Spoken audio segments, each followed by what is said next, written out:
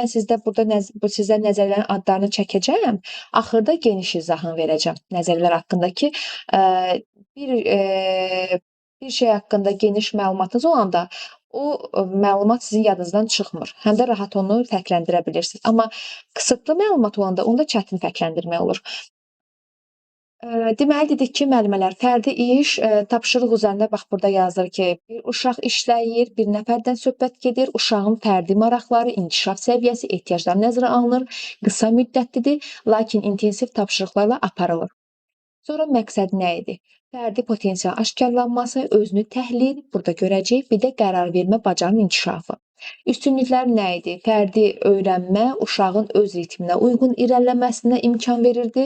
Bir də sosial təcrid. Daim fərdi öyrənmə sosial nizamsızlığa səbəb ola bilərdi ki, burada uşağın sosial bacarıqları azalardı, asosiallığa doğru gedir. Yəni onsuz da fərdi işi düzdür, asosial həm də sosial uşaqlara verə bilərik. Amma elə ünsiyyət cəhətdən, yəni ünsiyyət qurmaq istəməyən uşaqların çoxusu fərdi işə üstünlük verirlər. Sonra bəzi uşaqların bir motivasiyası azala bilər, tək başına iş görməkdən bezə bilərlər. Bu da uşağın motivasiyasını azalda bilər. Dedik müəllimələr, fərdi işdə nə oldu? Müstəqil fəaliyyət oldu, motivasiya zəifliyi oldu, potensial imkanlarının müəyyənləşdirilməsi oldu. Burada bir də müstəqil fəaliyyət oldu. Müstəqil fəaliyyət buradaydı. Müstəqil fəaliyyət. Müstəqil fikir amma qruplarla işləydi. Müstəqil fikir qruplarla işləydi, müstəqil fəaliyyət buradaydı. Öz məqsədini dərk eləmə buradaydı, özünü qiymətləndirmə buradaydı, müstəqil öyrənmə buradaydı, sərbəst özü sözləri görürdüksə, bir də differensial tapşırıq. Differensial tapşırıq fərdi işləydi. Differensial mühit amma kollektiv işləydi. Differensial mühit gözləmə vaxtı kollektiv işlər. İndi gəlirik müəllimələr. Fərdi işi dedik ki, özüdür, fərdidir, potensial imkanların müəyyənləşməsidir, motivasiya zəifliyi burada ola bilərdi. Sonra müstəqil fəaliyyət göstərmə dedik, öz məsuliyyətini dərk eləmə oldu, differensial tapşırıq oldu, bir də oldu müstəqil öyrənmə. Bax, bunları dedik, bu fərdi işdə idi. Sonra fərdi işə, bax burada da baxaq. Fərdi işdir, öz bacarıq maraqlarına uyğun şəkildə təlimə cəlb olunmağa imkan yaradırdı. Uşaq öz öyrənmə tempi ilə qərarlarını müstəqil qəbul edirdi. Bu isə onun özünə inam. Bax, yenə də əvvəlki bizim açar sözlərlə eyni təşkil. Özünə inam da var əvvəlki açar sözlərimizdə, təhlil etmə də var. Burada var kreativ düşünmə bacarıqlarının inkişafına. Kreativ düşünmə bacarıqlarının inkişaf, bunu da yadda saxlayırsınız. Daha əlverişli şərait yaradır. Bu deyir, fərdi işə Montessori yanaşması daha çox uyğundur. İndi Montessorini mən keçən dəfə keçmişdim sizə. Orada fərdi iş forması da var idi. Əsasən fərdi iş formasıdır üstünlük. Ətraf aləmi təsvir edən şəkil çək tapşırığında uşaq müstəqil şəkildə düşünür, nə çəkəcəyini seçir, bir də yaradır. Bax, deyirik kreativ düşüncə. Kreativ müəllimələr, kreativlik səriştəmiz var idi. Yəni yaradıcılıq, qeyri-adi nəsə bir şeylər yaratmaq, qurmaq, bu kreativlik idi. Montessori yanaşması buradaydı. İndi baxaq görək, Maria Montessorinin tədris modelinə görə fərdi iş uşağın öz inkişaf tempində, daxili motivasiyası ilə öyrənməsinə imkan yaradır. Deməli, uşağın öz inkişaf tempində, daxili motivasiyası ilə öyrənməsinə imkan yaradır. Elə fərdi işin açar sözlərdə bunun tərkibində var müəllimələr. Elə bu fason düşəcək qəbulda da düşsə, bax belə düşəcək.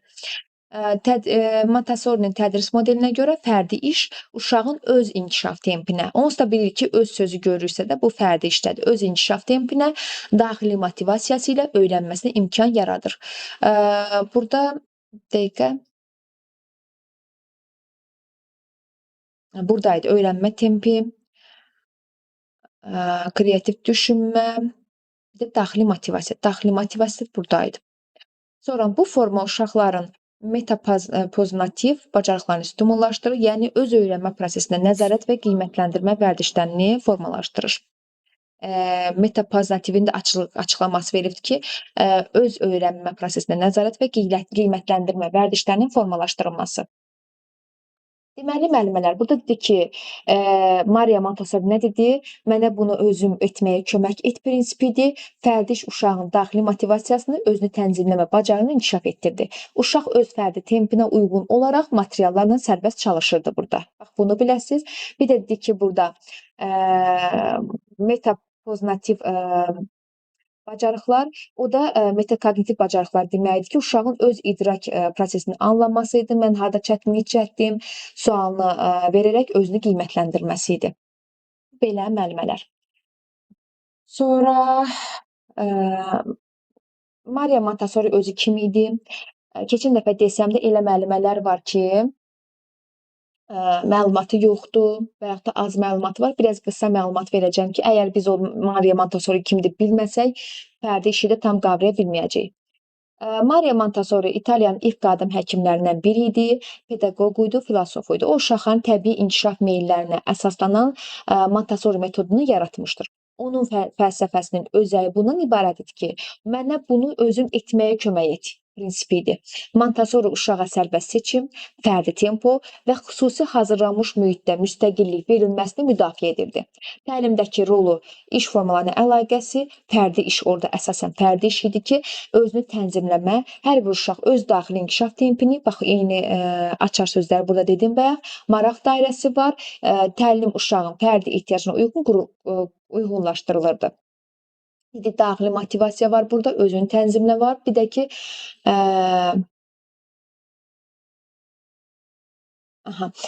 bir də müstəqil qərar vermə burada formalaşır.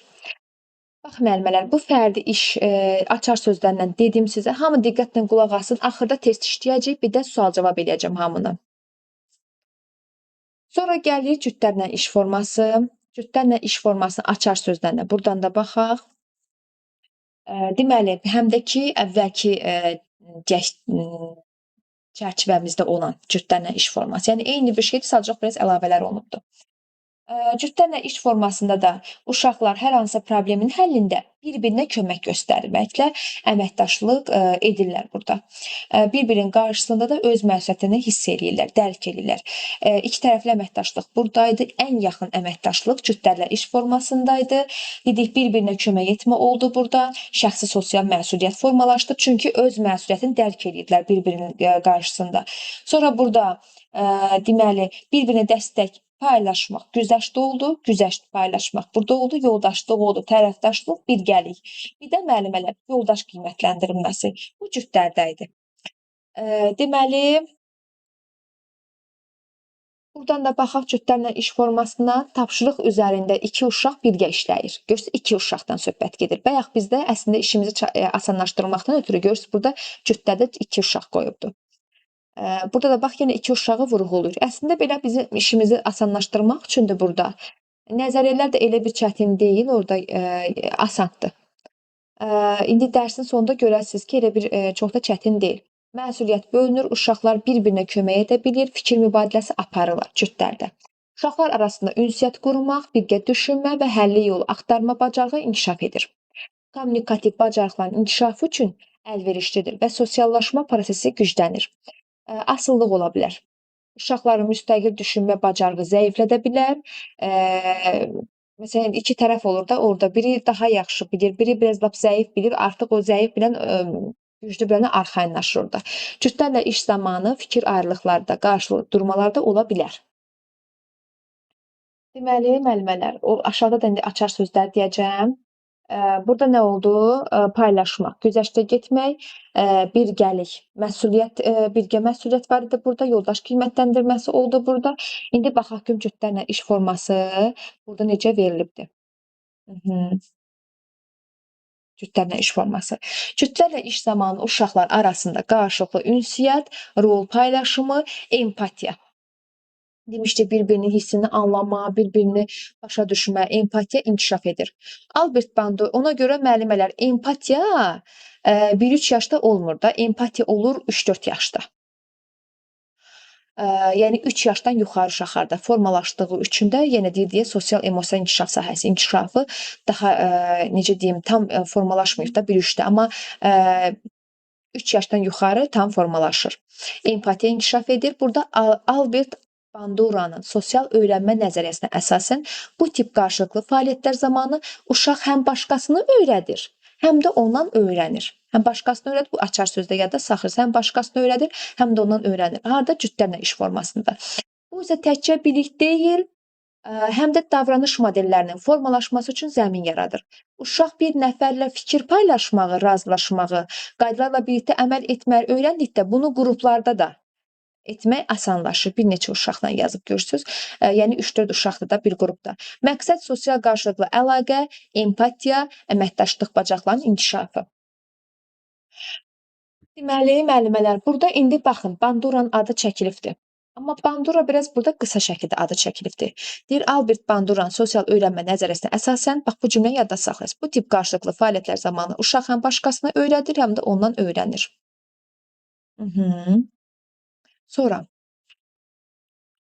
birlikdə qəsr quraşdırın tapşırığı sayəsində uşaqlar arasında koordinasiya, rol paylaşımı, əməkdaşlıq bacarığı. Ən yaxın əməkdaşlıq görürsünüzsə də, ay sağ olun, bax indi onu deyirəm, Banduran bilmirik deyənə, o çətin gələ bilər, gözü qorxuda bilər, bilmədiyimiz bir şey. İndi Banduranın bir izahını da verəcəm, necə Montessori verdim, onda tam yaxşı aydın olacaq bizə. Dedi ki, birlikdə qəsr quraşdırmada uşaqlar arasında bu tapşırıq sayəsində uşaqlarda koordinasiya, rol paylaşımı, əməkdaşlıq. Ən yaxın əməkdaşlıqda açar sözü kimi veriləndə götürürsüz cütlərlə iş formasında. Testdə olacaq, sual cavabda olacaq. İndi hamı diqqətlə qulaq asacaq. Diqqətlə qulaq asan müəllimələr əl qaldıracaq, sual cavab eləyəcəm.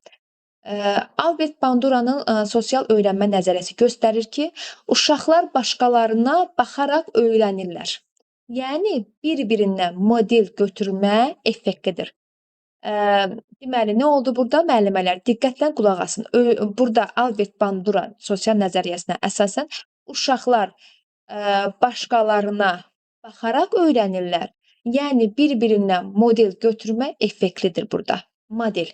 Əsas modeldir. Bir-birinə baxaraq rol model deyək də. Deyirik ki, demişdik də fiziki inkişaf və sağlamlıq bizim o inkişaf sahəsini sizə izah eləyəndə demişdim ki, orada müəllim dəsmalı götürür, əllərini yuyandan sonra da birinci əlini sabunla yumağı göstərir, sonra da əllərini qurulamağı, dəsmala necə qurulur onu göstərir. Müəllim orada rol model olur. Uşaq da ona baxıb götürür. Aha. İndi gəldik. Bu iş forması sosial konstruktivist yanaşmanı, yəni sosial konstruktivizm yanaşmasını dəstəklər. Uşaqlar birlikdə bilikləri birgə qurur, müzakirə ilə mənalandırırlar. Müzakirə iş üsulunda adı çəkilir burada. Yəni müzakirə də var burada. Uşaqlar bilikləri birgə qururlar. Deməli, mən hər şeyi dedim. Bandura neynədi burada? Uşaq, məsələn, bax, tutalım, uşaq küçükdəki dostun hərəkətlərini, fırça necə tutmağını, necə boyamağını, tapşı necə həllini izləyərəkdən model olaraq da, yəni rol model olaraq da mənimsəyirlər. İndi müəllimələr, sizə Banduranı izah eləməliyəm mən. Hamısını izah eləyəcəm, John Dewey-ni də izah eləyəcəm Banduranda. Axırda deyəsiniz ki, müəllimə yadımızda qaldı. Albert Bandura kim idi?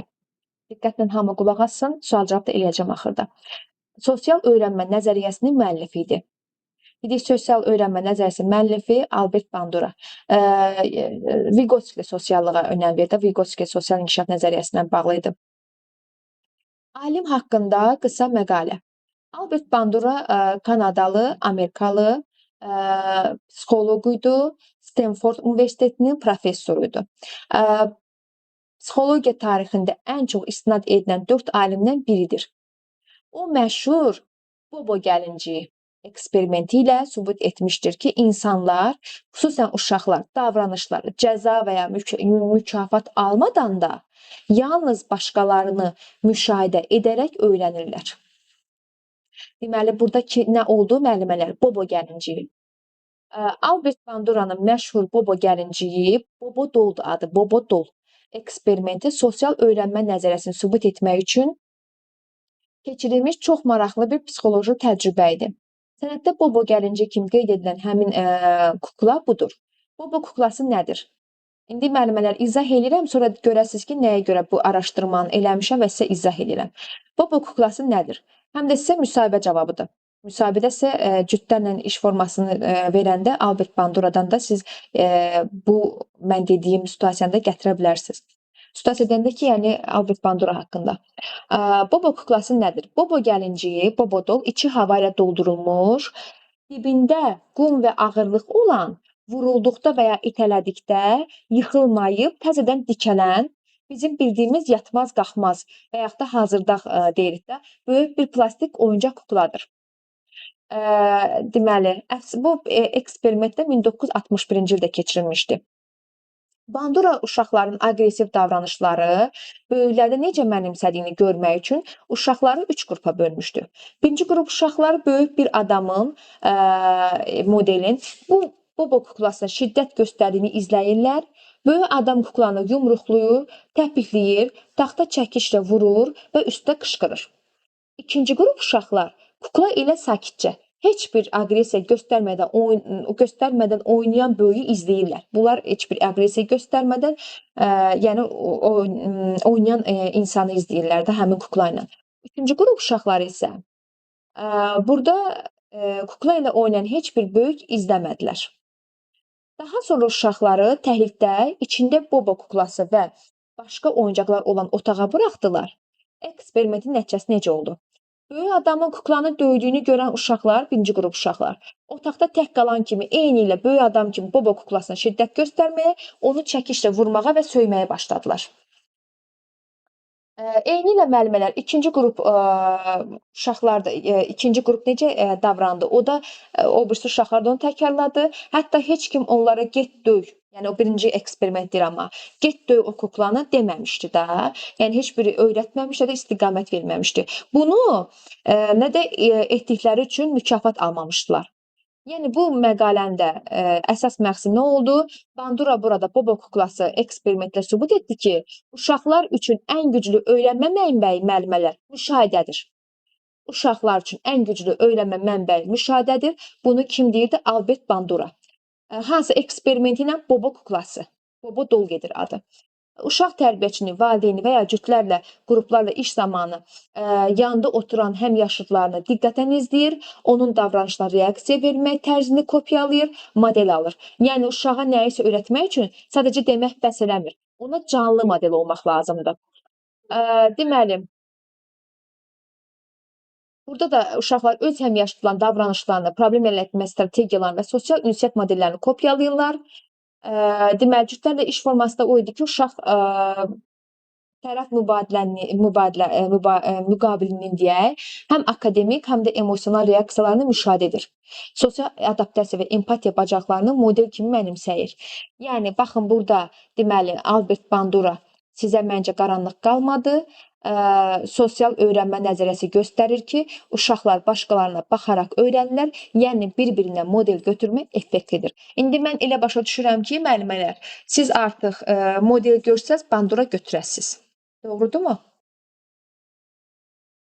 Hamı izləyir yəqin ki, qulaq asır, dinləyir məni. Axırda sual-cavab eləyəcəm.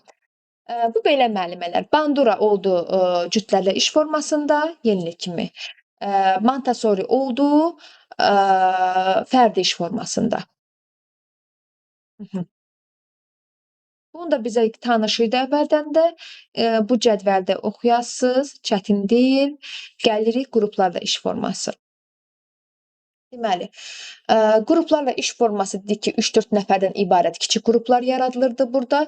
Qrup daxilində müəyyən vəzifə bölgüsü aparılırdı, məsuliyyət uşaq arasında bölünürdü. Uşaqlar arasında ünsiyyət qurmaq, birgə düşünmək, həll yolu axtarmaq və qrupla əməkdaşlıq bacarıqları inkişaf edirdi. Uşaq da başqalarının fikirlərinə hörmətlə yanaşmaq, liderlik keyfiyyətləri, bax liderlik qruplardadır. Liderlik keyfiyyətləri və sosial bacarıqların formalaşması imkan verilirdi. Dominantlıq burada bir uşağın digər uşağa həkim olma riski var idi. Sosial mübarizə əsnasında mübahisələr yarana bilərdi. Deməli, nə oldu müəllimələr? Burada 3-4 nəfərlik kiçik qruplar olurdu burada. Qrup daxilində vəzifə bölgüsü olurdu. Məsuliyyət uşaq arasında bölüşdürülürdü. Sonra uşaq arasında ünsiyyət qurma yaranırdı. Birgə düşünmə var idi burada. Birgə həll yolu tapmaq var idi. Bir də əməkdaşlıq burada inkişaf edirdi. Bir-birinə burada fikirlərinə hörmətlə yanaşmaq yaranırdı. Liderlik var idi, bir də sosial bacarıqlar. Deməli müəllimlər oldu bizdə 3-4 nəfər kiçik qruplarla birləşirdi. İşin gedişatında əməkdaşlıq olurdu. Birgə problemlərin, yəni müxtəlif problemlərin birgə həlli idi. Bir yerdə həll edirdilər burada. Uşaqlar müstəqil fikir söyləmək, digərlərini dinləmək imkanı əldə edirdilər. Qrup lideri burdadır. Dərk etmə burada formalaşır. Müstəqil fikir burdadır. Sonra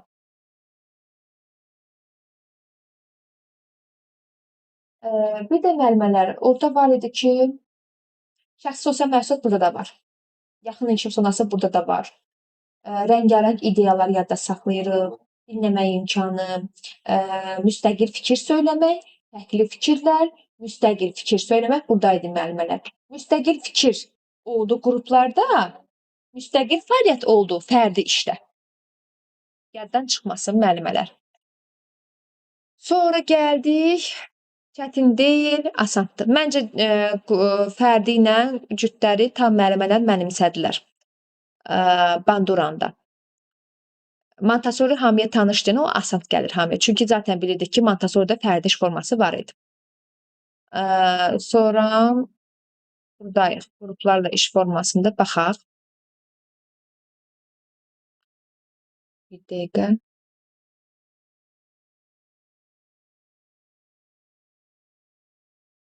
Buraları oxuyasınız.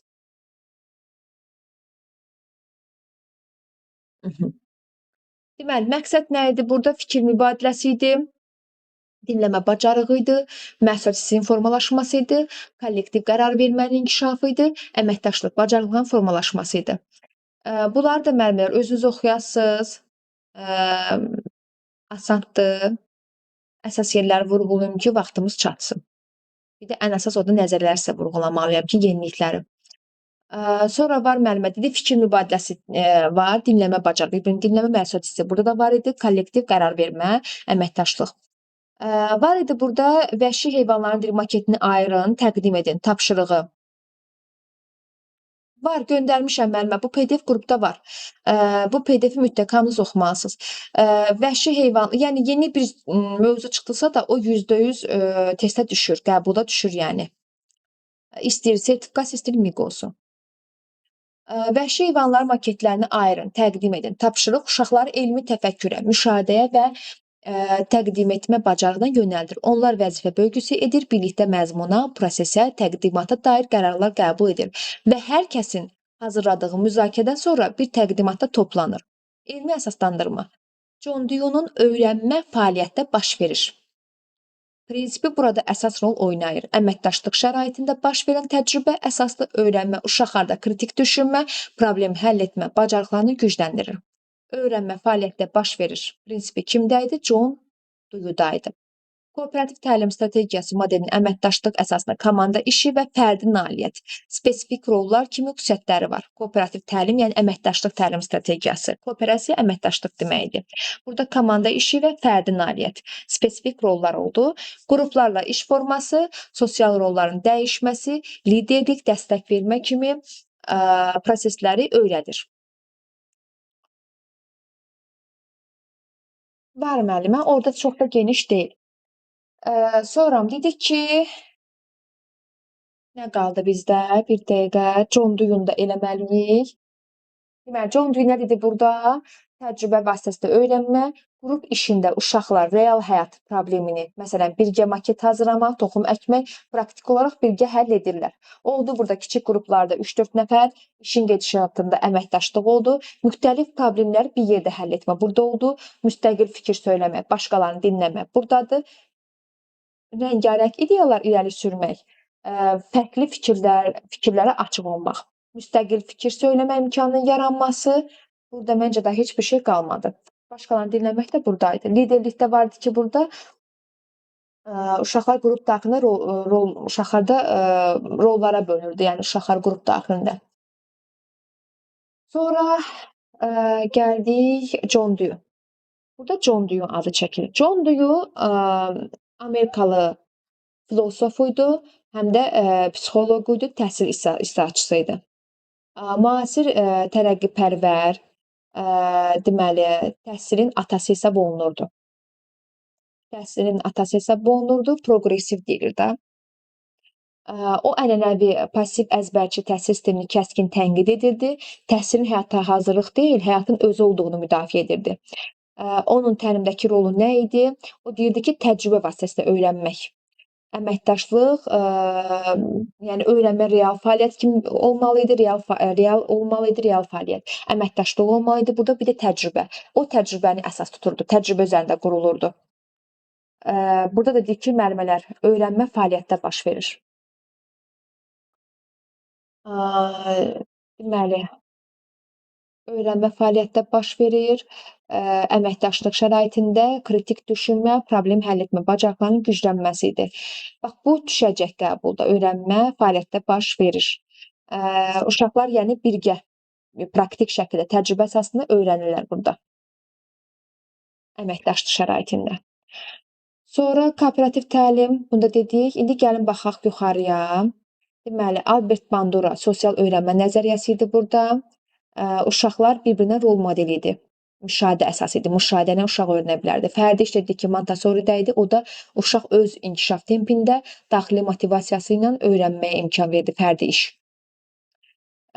Sonra gəldik kollektiv. Da yekunlaşırıq müəllimələr. Heç bir çətin bir şey yoxdur. Məndə bir şey var ki, bütün müəllimələrdə var. Bir şeyi bilməyəndə adam, məsələn, mən də izah edirəm, siz qulaq asırsınız, onu rahat şəkildə oxuyub, artıq oxumağa sizdə motivasiya olacaq ki, artıq bu çətin bir şey deyil də, asandır. Gəldik kollektiv. Kollektivdə Brunerin adı çəkilir. Kollektiv iş formamız nə idi? Burada birgə fəaliyyət göstərmək idi müəllimələr. Sonra mənfi cəhəti bu idi ki, uşaq fəaliyyətdən kənarda qalma riski ola bilərdi. Kommunikativ bacarıqların inkişafı buradaydı. Kollektiv tərbiyə, məsuliyyət hissi buradaydı. Differensial mühit gözləmə vaxtı kollektiv iş formasındaydı. Dedi ki, differensial mühit buradaydı, amma differensial tapşırıq görsək fərqdə görəcəyik. İndi baxırıq, burada da baxırıq, kollektiv iş forması təlim prosesində bütün sinifin, bax bunu yadda saxlayırız, bütün sözləri, hamısı kollektivdə, bütün sinifin, böyük bir qrupun ortaq məqsəd, baxın, ortaq məqsəd ətrafında birgə fəaliyyət göstərməsini nəzərdə tutur. Ortaq fəaliyyət, ortaq məqsəd ətrafında birgə fəaliyyət göstərməsi, ortaq məqsəd, bütün sinif, böyük bir qrupun ortaq məqsədi, belə sözlər görsəz kollektiv götürəsiz. Bu forma məktəbə qədər təhsildə uşaqların sosiallaşması, ünsiyyət bacarıqları, ictimai məsuliyyət hissinin inkişaf baxımından mühüm əhəmiyyət daşıyır. Oldu sosiallaşma, bu bizə məlumdur. Uşağın, yəni sosiallaşma, sosial uşaq olması, cəmiyyət içində uşaqlar sosiallaşırlar da, yəni bir-biri ilə ünsiyyət quraraqdan. Ünsiyyət bacarıqları, ictimai məsuliyyət hissinin inkişaf. Burada kollektivdə idi. Birgə fəaliyyət, kommunikativ bacarıqların inkişafı oldu kollektiv iş formasında. İndi baxırıq. İctimai məsuliyyət. Baxın, kollektivdədir. Bax, bu adı burada gördük. Gəlin, burada cədvəldə baxaq, sonra düşək aşağıya. Cədvəldə bir dənə bu tərəfi oxumuşduq. Bütün qrup, baxın, bax, bütün qrup, yenə adı bütün qrup. Kollektiv tapşırığı birgə yerinə yetir. Bu kollektiv tapşırığı açar sözləri müəllimə, yəni demirəm mən, açar söz mən xoşlanmıram, xırda-xırda əzbərləyək, amma mahiyyəti başa düşməyək. Yəni ki, açar söz kimi belə yadda saxlayaq. Kollektiv tapşırıq, bütün qrup, yəni onsuz da bunu belə öyrənmək olur. Ümumi məqsəd, yəni başa düşə-düşə. Bütün qrup, yəni bütün sinif deyək də, bütün uşaqlar başa düşülür. Kollektiv tapşırıq, görürsünüz burada bütün qrup kollektivi tapşırığı. Demir qrup tapşırığı, bütün qrup kollektivi. Yəni hamıya bir tapşırıq verib birgə yerinə yetirilir. Ümumi məqsədin müəyyənləşdirilməsi vacibdir. Ümumi məqsəd, yəni ümumi məqsəd var burada. Ümumi məqsəd uğrunda birgə çalışmaq. Bax, bu da kollektivdədir. Ümumi məqsəd uğrunda birgə çalışmaq. Bütün qrup birgə ümumi bir məqsəd uğrunda çalışırlar. Kommunikativ bacarıqların inkişaf etdirilməsi buradaydı. Qrup kollektivində ünsiyyətin möhkəmlənməsi də buradaydı. Sonra baxın, yenə eyni sözlərdir. Bunu niyə çox salıblar? Qəbulda isə çoxlu bu sözləri salacaqlar. Bütün qrup, ümumi məqsəd, ümumilikdə hədəfə yönəlmə. Yenə də müəllimələr, kollektiv iş formasının açar sözdür. Ümumilikdə hədəfə yönəlmə. Sonra kollektiv məsuliyyət hissi formalaşır, dinləmə bacarıqlarının təkmilləşməsi. Sonra bəzən qruplarda deyir, fikir ayrılıqları müzakirəni artıra bilər. İştirakçılığın azlığı bəzi uşaqlar kollektiv işdə daha az iştirak edə bilərlər. Çünki bunu burada ölçmək çətin olur. Bu da onların öyrənmə imkanlarını məhdudlaşdıra bilər. Bu da bu qədər. Müəllimələr sizə bütün açar sözlər yenilənmiş vəziyyətdə bizə artı təqdim edibdir. Qəşəng bunu özümüz öyrənirik. Yəni eyni sözlərdə biraz içində əlavələr də var. Əslində bunu biz bilirdik ümumi məqsəd. Burada daha da dolğun verilibdir ki, yəni situasiyalarda salacaq sizə. Situasiyalarda rahat seçə bilərsiniz inşallah. Sonra gəldik kollektiv. Daha qutarırıq, keçirəm sual-cavaba. Kollektivdə hansı alim var idi?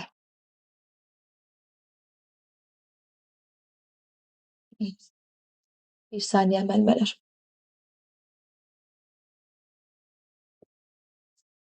Baxaq. Bunlar dediyi indicənə komanda ruhu hardaydı? Kollektivdədir. Komanda ruhu. Kollektivdə. Geniş miqyaslı ünsiyyət hardaydı? Kollektivdədir. İctimai məsuliyyət. Baxın, bu yadda saxsı, bu açar sözlərdir. Hətta bunu çıxartdırın, mən sizə atmışam qrupaya, açıb baxarsınız. Göndərmişəm. Çıxartdırın, belə qələmlər olur, belə mavi və yaxud da fərqli-fərqli rənglər. Bax, belə rəngli və yaxud da altdan xətt çəkin. Yəni, bu əsasdır, işarəli və yaxud da bunun yanına belə yumur nəsə bir şey qoyun ki, öyrənməz bunu. Bağçanın həyətini dizayn edin. Bunu bayaq dedik. Öz yaradıcı ideyalan uşaqlar komanda daxilində ideyalarını birləşdirərək komanda daxilində nəticə çıxardılar, nəticə əldə edirlər. Deməli, layihə. Bağçanın həyətini dizayn edin layihəsi uşaqlar öz yaradıcı ideyalarını birləşdirərək komanda daxilində nəticə əldə edirlər. İndi elmi əsaslandırma. Brunerin kəşfiyyat yolu ilə öyrənmə nəzəriyyəsi bu cür fəaliyyətlərin uşaqların məlumatı tədqiqat yolu ilə mənimsəməsini, dəstəklədiyini vurğulayır. Tədqiqat. Biz deyirdik ki, bir var, tətbiq eləmə, bir tədqiqat. Tədqiqat müəllimlər yoxlamadır. Tətbiq idi. O sizə planlaşdırma, qiymətləndirmədən keçmişəm də orada. Bir var, tədqiqat dərk etmə mərhələsidir deyə həmişə. Tədqiqat yolu ilə, yəni yoxlayaraqdan mənimsədiyini, dəstəklədiyini vurğular uşaqların məlumat tədqiqat, kəşfiyyat yoluna, kəşf eləyərəkdən öyrənmə. Burada Brunerdədir. Uşaqların məlumatı tədqiqat yolu ilə. Bruner buradadır, kollektivdədir. Kollektiv işdə ortaq məqsədə işləmək, konfliktlərin həlli, məsuliyyət paylaşımı, bacarıqları formalaşır. İndi müəllimələr, Bruner kim idi? Brunerdən sizə qısa məlumat verim, sizi nə çox yormayım. Bruner Amerikalı psixoloq idi, təfəkkür və öyrənmə prosesləri üzrə mütəxəssis idi. Adı Jerome Brunerdir. O, idrak psixologiyasına kəşfiyyat yolu ilə öyrənmə və spiralvari kurikulum anlayışlarını gətirmişdir. Baxın, kəşfiyyat yolu ilə öyrənmə. Bax bu. Hətta bunu özünüz geniş miqyasda öyrənə bilərsiniz. İndi vaxt olduqca mən sizə bunları açıqlamasını verəcəm. Hər dəfə açdıqca, MIT göndərdikcə proqramının sizə link. Dilimdə çaşdı. MIT proqramından link göndərdikcə. Aha. Dedik müəllimələr, burada nə oldu? Uşaqlar məlumatı hazır almamalıydılar. Tədqiqat o deməkdir. Suallar tədqiqat yolu ilə özləri kəşf eləməli idilər. Burada da uşaqlar, problemli situasiyalar zamanı uşaqlar birləşirdilər, birgə ideyalarını ortaya qoyaraqdan ortaq kəşflərə imza atırdılar. İndi müəllimələr, deməli, nə oldu burada? Kəşfiyyat yolu ilə öyrənmə. O da nə deməkdir? Uşaqlar məlumatı hazır almamalıdırlar. Mənası odur. Suallar tədqiqat yolu ilə, kəşf yolu ilə əldə etməlidirlər. Burada kəşfiyyatı önəmli sayırdı. Kəşfiyyat yolu ilə öyrənmə nəzəriyyəsi kimindir? Brunerindir.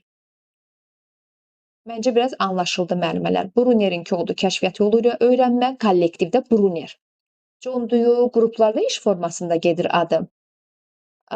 Biz bu iş formalarını bir çox nəzərələr, çox əlaqələndirə bilərik, amma hazırda bizə bu qədər verilibdir. Hələ az verilibdir. Sonra var cütlərdə Banduradır, Albert Bandura, fərdi işdə də Montessoridir. İndi müəllimələr, bəlkə də mövzu haqqında məlumat olan müəllimələr var, oxuyub bilmiş müəllimələr var və yaxud da indi danışdıqlarımdan bilirəm ki, bir çox müəllimələr anlamış olar. İndi əl qaldırın, biraz sizə sual-cavab eləyim. Müəllim, axşamınız xeyir. Axşamınız xeyir müəllimə. Müəllimə, bu dediklərinizi atardınız da PDF-ni. Mən yaşlı müəlliməyim, tapa bilmirəm. gruptan. Necə müəllimə? Bu dediğiniz var PDF'leri Göndərmişəm aktardım. müəllimə, qrupda göndərmişəm. Qrupda Ben tapa göndərmişəm bilmiyorum. PDF formasında. Gruptan göndermişsiniz yoksa tezen için? Bugün göndərdim, bax bayaqlarım. Ben biraz yaşlı müəlliməyim. Telefonla başım çıxmır ona görə. Baxaram. Bu göndərdiyim PDF-i çıxartdırarsınız, mütləq onu oxuyarsınız. Mütləq Oldu yəni müəllim. qəbul üçün. Həm də ki burada müəllimələr hamıda anlayış formalaşdı Bandur Azad haqqında, danışdıqlarım haqqında. Elə belə faydam oldu hamıya. Yaxşıdır müəllimə, hə. Amma ilk dəfə dəyişdirəm də mən bunları keçməmişik heç. Biraz amma indi biraz sual-cavab testlə də yadımızda qalacaq. İnşallah. Çox sağ olun. Müəllimə, axşamınız xeyir olsun. Axşamınız xeyir müəllimə. Bu videonu qrupa göndərsəniz çox yaxşı olardı. Haydi götürdüm. Bunu mütləq göndərəcəm. Çünki bu haqqda müəllimələrin məlumatı azdır. Göndərəcəm mütləq. Çox sağ olun, var olun. Sağ olun müəllimə. Aha, gəlin başlayaq sual-cavaba. Görün neçə nəfər əl qaldırdı. Hələ bir nəfərdir. Bəlkə hamını elə əl qaldırmır da sual-cavab eləyim. Az nəfər əl qaldırır. Bir dəqiqə müəllimələr. Baxım. 3 nəfər əl qaldırıb. İndi bir-birisi sual-cavab eləyəcəm ki, biraz möhkəmlənsin bildiklərimiz.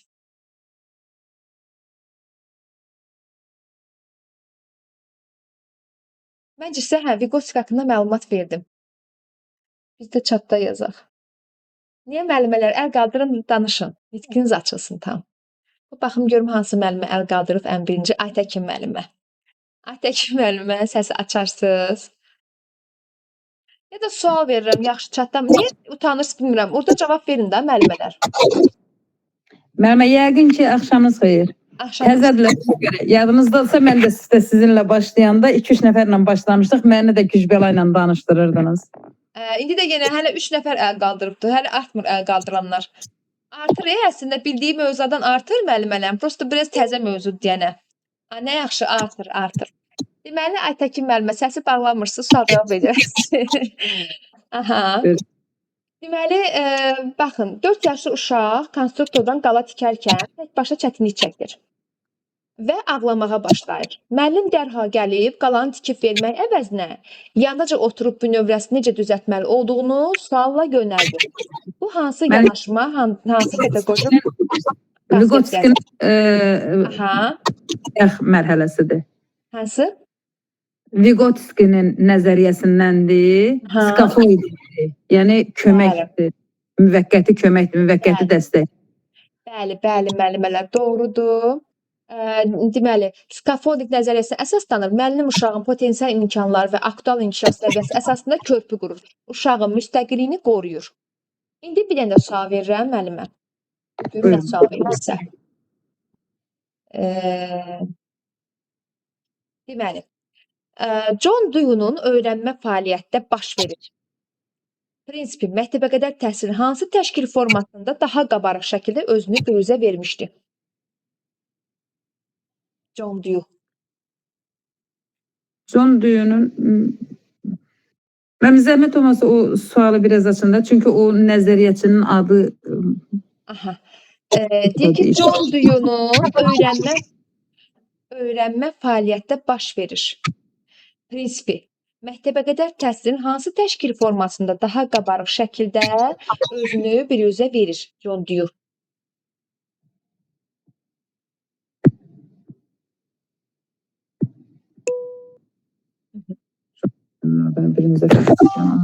Bu nəzəriyyəçinin adını birinci dəfə deyişdirəm mən. Bilirsiniz nədir müəllimə cavabı? Onda bildiyinizdən verəcəm bir dənə də. Burada deyir ki, təcrübə vasitəsilə öyrənməkdir. Qrup şəklində uşaqlar real həyat problemini praktik olaraq birgə həll edirdilər. Qrup şəklində öyrənmə. Bəli, təcrübə. Öyrənmə fəaliyyətdə baş verir. Bir dəqiqə müəllimələr. Qoy bir dənə açım, göz yaddaşı da hamı baxsın yenə. Mən belə öz qruplarımda da belə eləyirəm. Göz yaddaşı olur burada. Öyrənmə fəaliyyətdə baş verir. Burada təcrübə əsaslı idi, bir də kritik düşünmə, problem həll etmə bacarıqları güclənirdi. Bax budur müəllimələr. İndi gəlirik. Gələk bir dənə sual verim sizə. Asan sual verəcəm. Bağçada qrupda 2 uşaq eyni oyuncaq maşını üstündə mübahisə edir. Müəllim dərhal maşını onların əlindən almaq əvəzinə onlara növbələşmə cədvəli təklif edir və ya birlikdə maşından necə istifadə edə biləcəklərini düşünməyi tapşırır. Bu hansı sosial emosional inkişaf prinsipidir? Sosial Sosial emosional inkişaf prinsipi. sosial emosional İnkişaf prinsipi. Hı. Onda cavabı deyim, sonra digər suala keçim. sualı tam başa düşə bilmədim. Sosial emosionaldadır da uşaqların birliyi. Nədir sual? Bilmədim axı mən. Bax, bu sosial emosional inkişaf prinsipi hansı deyir? Sosial emosional inkişaf prinsipidir. Nə prinsipidir? Qoy da müəllimə. Cavabı deyim, başa biləsiniz. Var. Cavabı deyim. Baxın, Gəlir. deyir ki, bir də deyirəm sualı. Bağçada qrupda 2 uşaq eyni oyuncaq maşını üstündə mübahisə edir. Müəllim dərhal maşını onların əlindən almaq əvəzinə onlara növbələşmə cədvəli təklif edir və birlikdə maşından necə istifadə edə biləcəklərini düşünməyi tapşırır. Bu hansı sosial emosional inkişaf prinsipidir? Yəni burada Sosial emosionaldır da müəllim. Uşaqların sosiallaşması bir-biri ilə birgə əməkdaşlıqdır da. Birgə əməkdaşlıqdır. Yəni birgə necə oynayacaqlarını müəllim ona daha gözəl təklif edir. Yəni izah edir ki, birgə oynamaq daha yaxşı. Onun gəlib hər ikisinin əlindən almaq ikisinə də psixoloji təsirdir. Amma hər ikisini eyni oyuncaqla necə oynayacaqlarını izah etmək, yəni onları bir-biri ilə belə deyim də biraz yəni elimdən çıxım, mehribanlaşdırmaq, yəni bir-birinə qarşı düşmən kimi eləməmək. Tayda əksinə bir-birinə mehriban olub, bir-biri ilə necə oynayacaqlarını izah vermək, elə o müəllimlik ən böyük gözəlliyi odur da. Bəli, müəllimə. Bax, problemin müstəqil yanaşımı emosional tənzimə bacarığının formalaşması, yəni emosional tənzimə bacarığı idi burada, tənzimləmə. Kütləli və kiçik qruplarda iş zamanı uşaqlarda empatiya, güzəştə getmək və tərəfdaşlıq bacarıqlarının inkişaf etməsi idi burada. Müəllim burada uşaqlarda bunu inkişaf elətdirir. Bir-birindən empatiya, güzəştə getmə, tərəfdaşlıq. Yəni ki, birgəliyi də, sosiallığı Bəli. Emosional tənzimləmə bacarığını formalaşdırır. Problemin müstəqil yanaşımı. Tərbiyəçinin kommunikativ bacarıqları da rol oynayır da. Olmalıdır ki, bu proseslər də baş versin də. Mən bu testi işlətmirəm. Siz aşağıdan cavab yazırsınız. Hələ test işlətmirəm. Bunu eləcənə qoymuşam ki, fikrimiz yayılmasın. Qoy buradan çıxım onda hələ ki. Durdurum. Təkcə sual cavab edirəm hələ ki, müəllimələr. Ekranı da açım. Aha, belə hamınızı görəcəm. Əl qaldırmağı da görəcəm, eləmi? Hə, görürəm burada. Deməli, müəllimələr, bir dənə də sual verirəm Aytəkin müəlliməyə. Görüm nə verim sizə.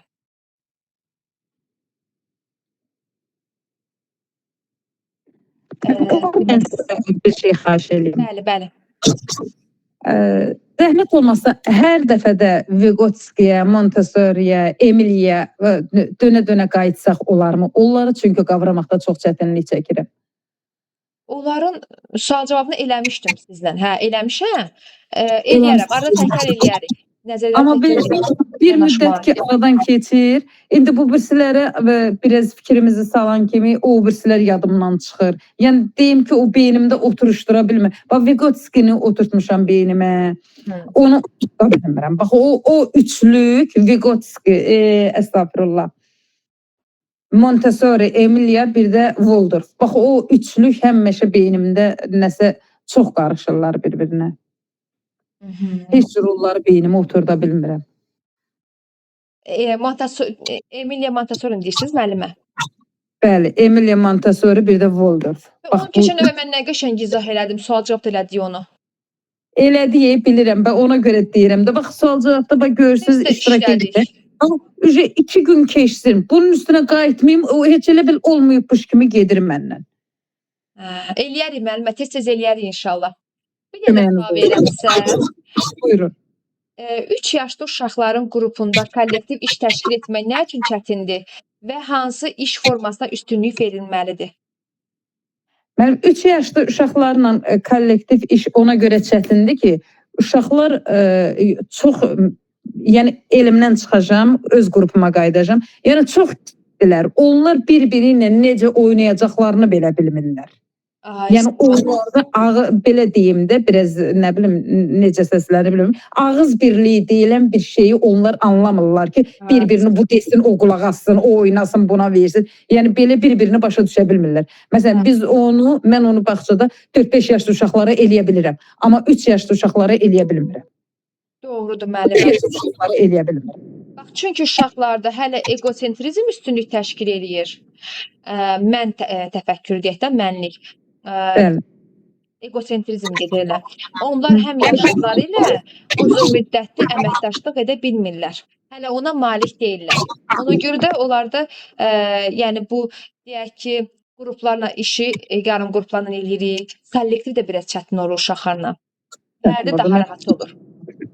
Fərdi rahat olur. Bir də mənim cütlə hardasa nəyisə alındıra bilirik. O da bir balaca, tam istədiyimiz kimi. Yəni 4-5 yaşındakı uşaqlar kimi alındırmaq olmur. Cütlər yox. Cütlərlə dalaşırlar daha çox. Çünki mənlik vardı daha çox orada. Nəyisə izah eləməyə çalışırsam, nəyisə özüm onlarla belə oynasam da hardasa axırda yenə bir nəsə görürsən ki, xoşa gəlməz bir an gəlir.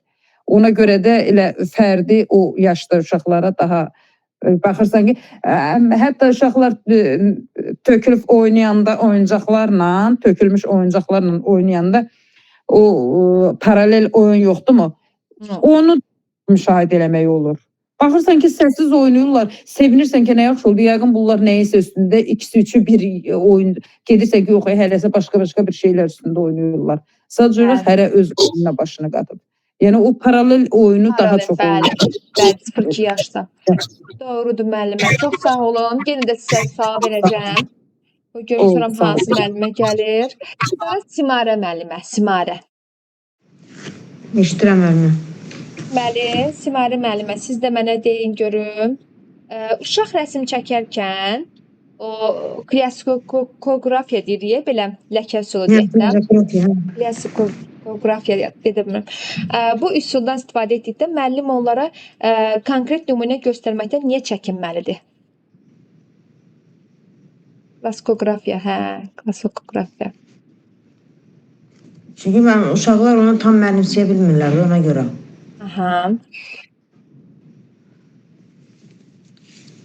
Onu elə bil ki, özü izah eləməlidir, onu nümunə olaraq göstərməlidir, sonra uşaqlar onu tətbiq eləməlidirlər.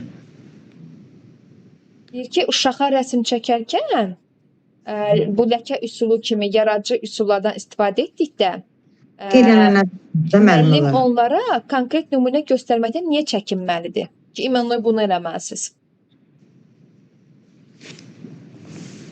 Çünki müəllim uşaqların potensialını nəzərə almalıdır. Hər bir uşaq bir qabiliyyətə malikdir də, onu hamı eyni səviyyədə ona edə bilməz axı ona görə. Çünki müəllimə hazır nümunə uşağın yaradıcı təfəkkürünü, divergent düşüncəsini məhdudlaşdırır. Uşaq öz daxili təxəyyülünə əsaslanmalıdır. Uşaq özü onu, necə deyim, o müəllim göstərsə də o nümunəni uşaq eləməyə də bilər də, çətindir axı onu eləmək. O daha da yaradıcı bir şəkildə bir şeylər qura bilər. Sonra əsaslanıb da özünə inam hissi ilə öz təxəyyülünü ortağa qoyur. Divergent də müstəqil deməkdir, sərbəst deməkdir. Yəni sərbəst düşüncəsini məhdudlaşdırır. Sonra fərdi iş formasının həddindən artıq uzun müddət tətbiqi uşaqlarda hansı sosial bacarığın zəifləməsinə səbəb ola bilər? Sosial nizamlamanı pozur müəllimə. Digər uşaqlarla sosiallaşma alınmır. Bir də uşaq uzun müddətdə fərdi işlə məşğul olanda uşaq artıq bezir, yorulur. Maraqsız gəlir də, yorulur o fərdi işdən, uzaqlaşır ondan. Bəli, sosiallaşma, motivasiyası da deyik ki, bir-birindən axı uşaqlar motivasiya alır. Bayaq da onu da desəm, vurgulamışdım sizə. Motivasiya zəifliyi olur. Bəli, motivasiya zəifliyi olur uşaqlarda. Ünsiyyət olmur. Bəli. Bir dəqiqə. Burada müəllimə, Uşaqlarda komanda işi, sosiallaşma, empatiya, kollektiv ünsiyyət bacarıqları zəifləməyə başlayır onda. Bəli, Buna bəli, görə də biz iş zəifləyir. formalarını balanslı şəkildə növbələşdirməliyik. Bu gün fərdilədik, sabah qruplarla, o birisi gün cütlərlə. Yəni durub o tez-tez hər gün fərdi eləyənmərik. Çünki o uşaqlarda Bunun öz yeri vardı, sosialaş- onun öz Bəli. məqamı vardı. Ona Müəyyən görə balanslı şəkildə növbələşmə əsasdır burada. Sonra bir dənə də verəcəm sizə. Cütlərlə iş formasında biri üstünlük təşkil edib, digər pasiv rol alarsa, müəllim bu balansı qorumaq üçün növbəti dəfə nə etməlidir? növbəti dəfə müəllimə eyni potensialı qoymalıdır da. Biri zəif, biri üstün olanda rollarda uyğunluq olmur. Zəif Sağ ol. uşaq daha da kölgədə qalır. Bəli, burada birinə elə bir ki, uşağa bir necə deyim, lider xüsusiyyəti verir müəllim. Birinə amma Bəli, pasiv rol verir də. Elə bir ki, lideri düzdür, qruplardadır. Sadəcə məna kimi, yəni üstünlük verir bir uşağa, o birisinə pasiv rol verir. Amma burada Bəli. deyir, yəni düz deyirsiniz. Yəni növbəti dəfə nə etməlidir? O növbəti dəfə rolu dəyişməlidir müəllimə. Rolu dəyişməli, əvvəlki pasiv uşağa qərarverici rolu verməlidir. Bəli. Bəli, onu da elə bir ki, Deməli, o Bəli. aktivi necə deyim, passivlə qoyanda belə çıxır ki, pasiv o aktivin kölgəsi altında qalır da Bəli. bir növ. İrəli Bəli. gedə bilmir, amma ən əsası odur ki, o pasivi aktivləşdirəsən, irəli aparasan. Doğrudur müəllimə. Bir də belə bir sual verim sizə. Bizim PDF-dən çıxartmışam. Təlim prosesində uşaqların əldə etdiyi biliklərin uzunmüddətli yaddaşa keçməsi üçün iş formaları necə təşkil edilməlidir? Uzun müddətli olması üçün müəllimə əyanilikdən istifadə olunmalıdır da. Bu tək nəzəriyyə ilə deyil də, bunu uşaq görməlidir ki, onun haqqında məlumat geniş olsun, onun yadında qalsın. Elə belə sözlə dediyin və yaxud da o şəkillə göstərdin, o tamam başqadır. Amma bunu halbuki canlı bu görəndə o onun daha yaxşı yadında qalır, daha yaxşı dərk eləyir onu. Doğru. Praktik orada təcrübə əsası idi. Bir də ki, Bəli, praktik. fərdi cütlərlə, fərdə dərk etmə, cütlərdə müzakirə, qruplarda tətbiq, məsələn, kollektivdə nəsə bir layihə eləyə bilərik. Yəni bunlar ardıcıl şəkildə bir-birini necə deyim, Tamamlamalıdır. tamamlamalıdır. Bəli. Burada praktik təcrübə əsası idi. Belanda uzunmüddətli yaddaşda qalır. Bəli, Sonra. uzun müddətli. Bir dənə də sual verirəm sizə. Vygotsky nəzəriyyəsində inkişafda qabaqlayıcı təlim sözü var idi ki, bu məktəbəqədər təhsil planlaşdırılmasına necə təsir edir? Müəllim ki, uşağı sosiallaşdırır da. Ay, sağ olun. Aha. Sonra əməkdaşlığa sövq edir, sosiallaşdırır. Dedik ki, burada təlim uşağın tək başına bugün bacara biləcəyi bir səviyyədə olmasa belə, sabah dəstəklə bacara biləcəyi bir addım irəlidə olan səviyyə hədəfdir. Müəllimə inkişafını təmin edir də zonalar üzrə. Ənənəvidir, sonra yaxın inkişaf zonasıdır, bir də aktual zonadır. Bu mərhələlər üzrə uşağın inkişafını təmin edir. Bir də müəllimə, Maria Montessori metodologiyasına görə uşaq sərbəst fəaliyyət zamanı öz seçdiyi materialla uzun müddət məşğul olursa və müəllim bu prosesə müdaxilə etmirsə, burada hansı daxili psixoloji mexanizm işə düşür?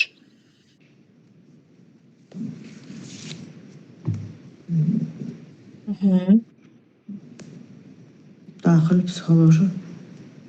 Uşaq sərbəst fəaliyyət zamanı öz seçdiyi materialla uzun müddət məşğul olur. Müəllim bu prosesə müdaxilə etmir. Burada hansı daxili psixoloji mexanizm işə düşür?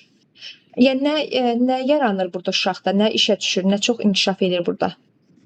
Hansı qabiliyyət inkişaf edir daha çox? Mən fərdiçilikdir burada. Uşağın necə deyim, öz yaş xüsusiyyətinə uyğun, potensialına uyğun olmalıdır. Uşağın yaşı nəzərə alınmalıdır. Ona uyğun o uşaq məşğul olmalıdır, fəaliyyətdə olmalıdır. Müəllim bunu məcbur etməməlidir.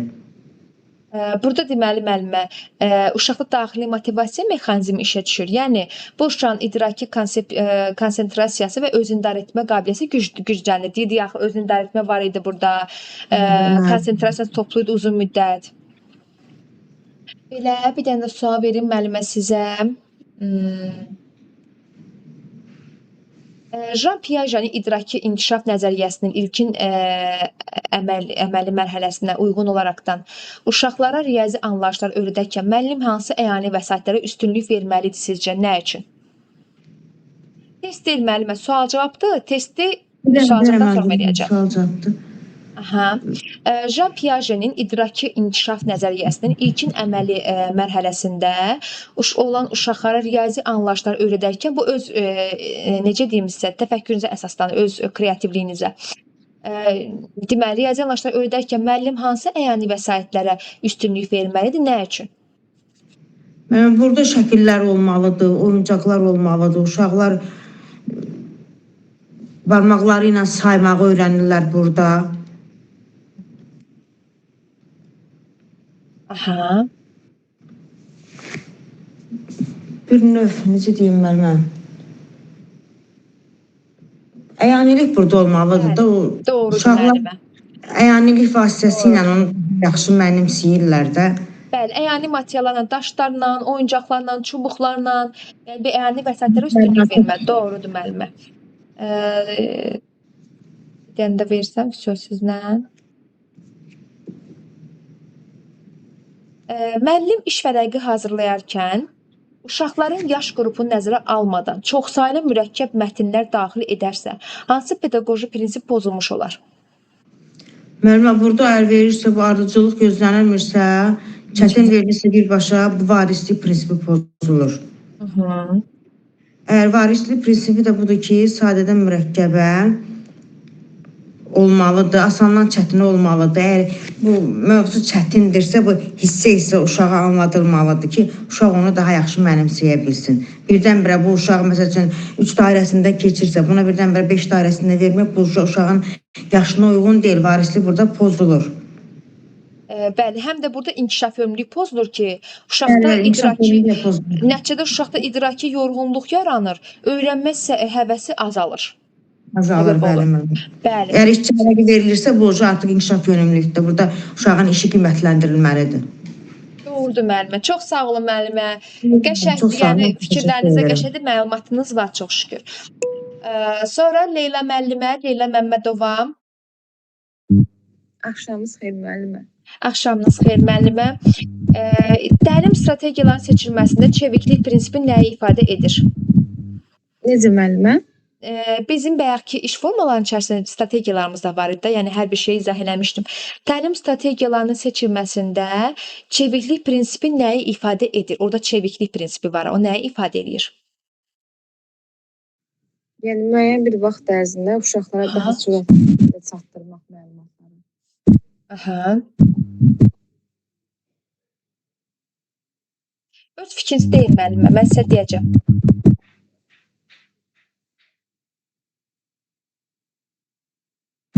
Bu strategiyalarda məsələn inkişafa dair yekun hesabat idi, diagnostik qiymətləndirmə idi, formativ qiymətləndirmə idi, bunlar daxil idi. Çeviklik prinsipi nəyi ifadə edir? Sizə cavab mən deyim, təzə sual verim sizə. Təlim prosesində uşaqların reaksiyasına, marağına, gözlənilməz vəziyyətlərə uyğun olaraq iş formalarına, metodlarına dərhal dəyişə bilmək bacarığını ifadə edir. Çeviklik nə idi müəllimə? Dəyişmək bacarığı, çeviklik. Çevik şəkildə dəyişmək bacarığı. İş formalarına, metodlarına, uşağın marağına uyğun olaraqdan.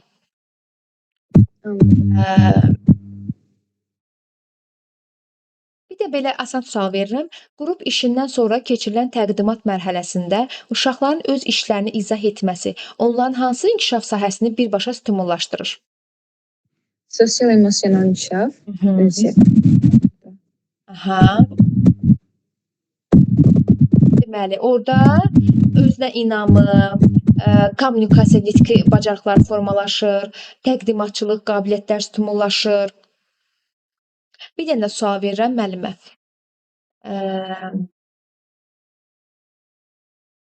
Kooperativ təlim modelində qrup üzvləri arasında müsbət qarşılıqlı asıllıq dediyində nə başa düşülür? Müsbət qarşılıqlı asıllıq. Yəni məsələn 2 uşaq ya da 3 uşaq olur kooperativdə, yəni kollektiv iş idi, səhv eləmirəmsə. Burada uşaqlar məsələn bilmədiyi sualları bir-birinə verə bilir. Yəni o vəziyyətdən asılı ola bilirlər. Aha. Bilməm başa. Burada qrupda hər bir uşağın, hər bir üzvün uğurunun digərlərin uğurundan asılı olması, yəni ya hamımız qazanacaq, ya birlikdə öyünəcəyik prinsipi əsas idi burada. Bir dənə də verim sizə. Məktəbəqədər təhsil kurikulumunda qiymətləndirmə aparılarkən əsas diqqət nəyə yönəlməlidir? İlk öncə bu diaqnostik qiymətləndirmə aparılır. İlkin qiymətləndirmə. Uşağın marağına uyğun təşkil edilir, potensialına uyğun olmalıdır. Uşağın real imkanlarına, bir də burada müəllimə inkişafın izlənilməsi də var idi ki, burada uşağın inkişaf dinamikası formalaşdırılmasına da yönəldilməli idi. Əsas diqqət. Bir dənə də sual verirəm. Uşaqlarda metakognitiv bacarıqların öz düşüncəsini düşünmək, öyrənməsini qiymətləndirməyin təməli məktəbəqədər dövrdə hansı iş forması vasitəsilə daha çox qoyulur? Fərdi iş formasında. Aha. Bəli. Fərdi işdə çünki uşaqda özünü qiymətləndirmə elementləri olan reflektiv fəaliyyətlər vasitəsilə qoyulur. Doğrudur müəllimə. Çox təşəkkür eləyirəm. Çox sağ olun. Sağ olun müəllimə. İndi keçirəm Samsung Go profilinə. Bəli müəllimə, axşamınız xeyir olsun. Axşamınız xeyir müəllimə. Deməli,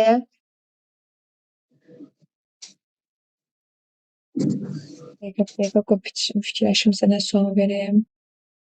Müəllim təlim strategiyasını seçərkən nələri rəhbər tutmalıdır? Təlim strategiyasını seçərkən. Təlim strategiyası deyəndə biz orada iş forması, iş üsulunu nəzərdə tuturuq. Burada uşaqların potensial imkanlarını nəzərə almalıyıq. Onların uşaq yönümlülük prinsipi əsasında onların fərdi diferensiyallığını nəzərə almalıyıq. Onların ən çox da potensial imkanlarında müəllimə. Doğrudur müəllimə.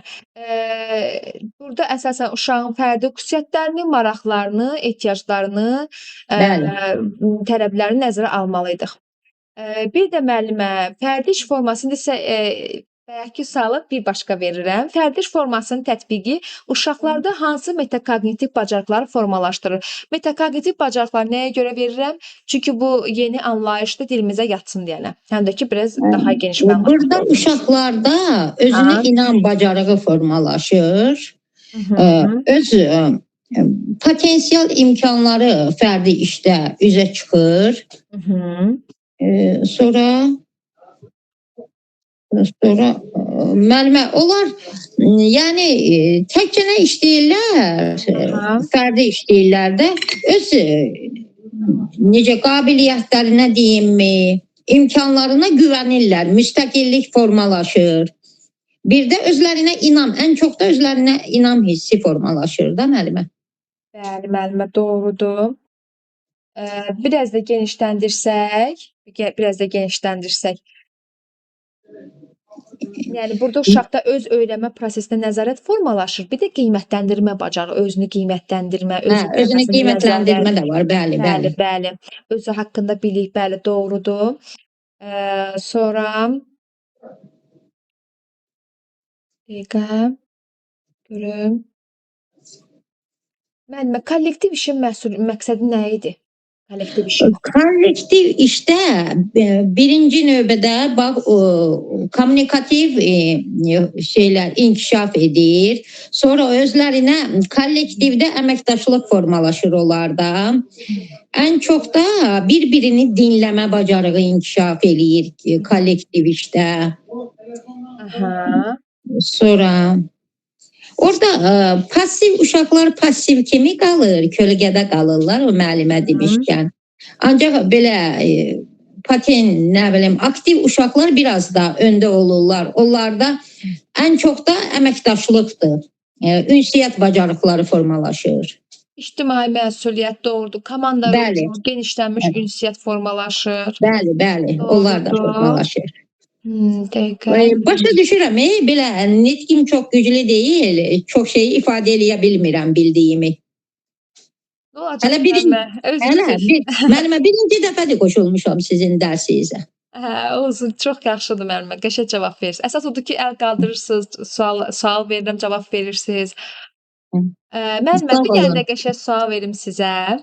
Buyurun. Cütlərlə işin elmi əsaslandırılması hansı alimin nəzəriyyəsinə söykənirdi? Bax, bayaq indicə keçdiyimiz dərs. Cütlərlə nə ağız birliyi, Albert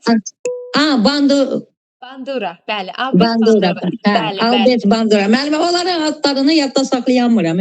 Saxlayasınız müəllimə. Get-gedə elə rahat yadda qalacaq ki, Albert Bandura cütlərdə idi. Orada John nə xülasə? Duno qruplardaydı, Brunner'də kollektivdəydi, Montessori'də fərdi iş formasında da müəllimə. Ay, son doğrudur, əla. İndi o Banduranı bayaq izah elədim ha. O kukla var. Neydi o kuklanın adı neydi? Kukla, yadımda saxlaya bilmədim. Onu ilk dəfə sizdən Yazın görün eşitdim. müəllimələr kimin yadında? Hə, yadda qalıb.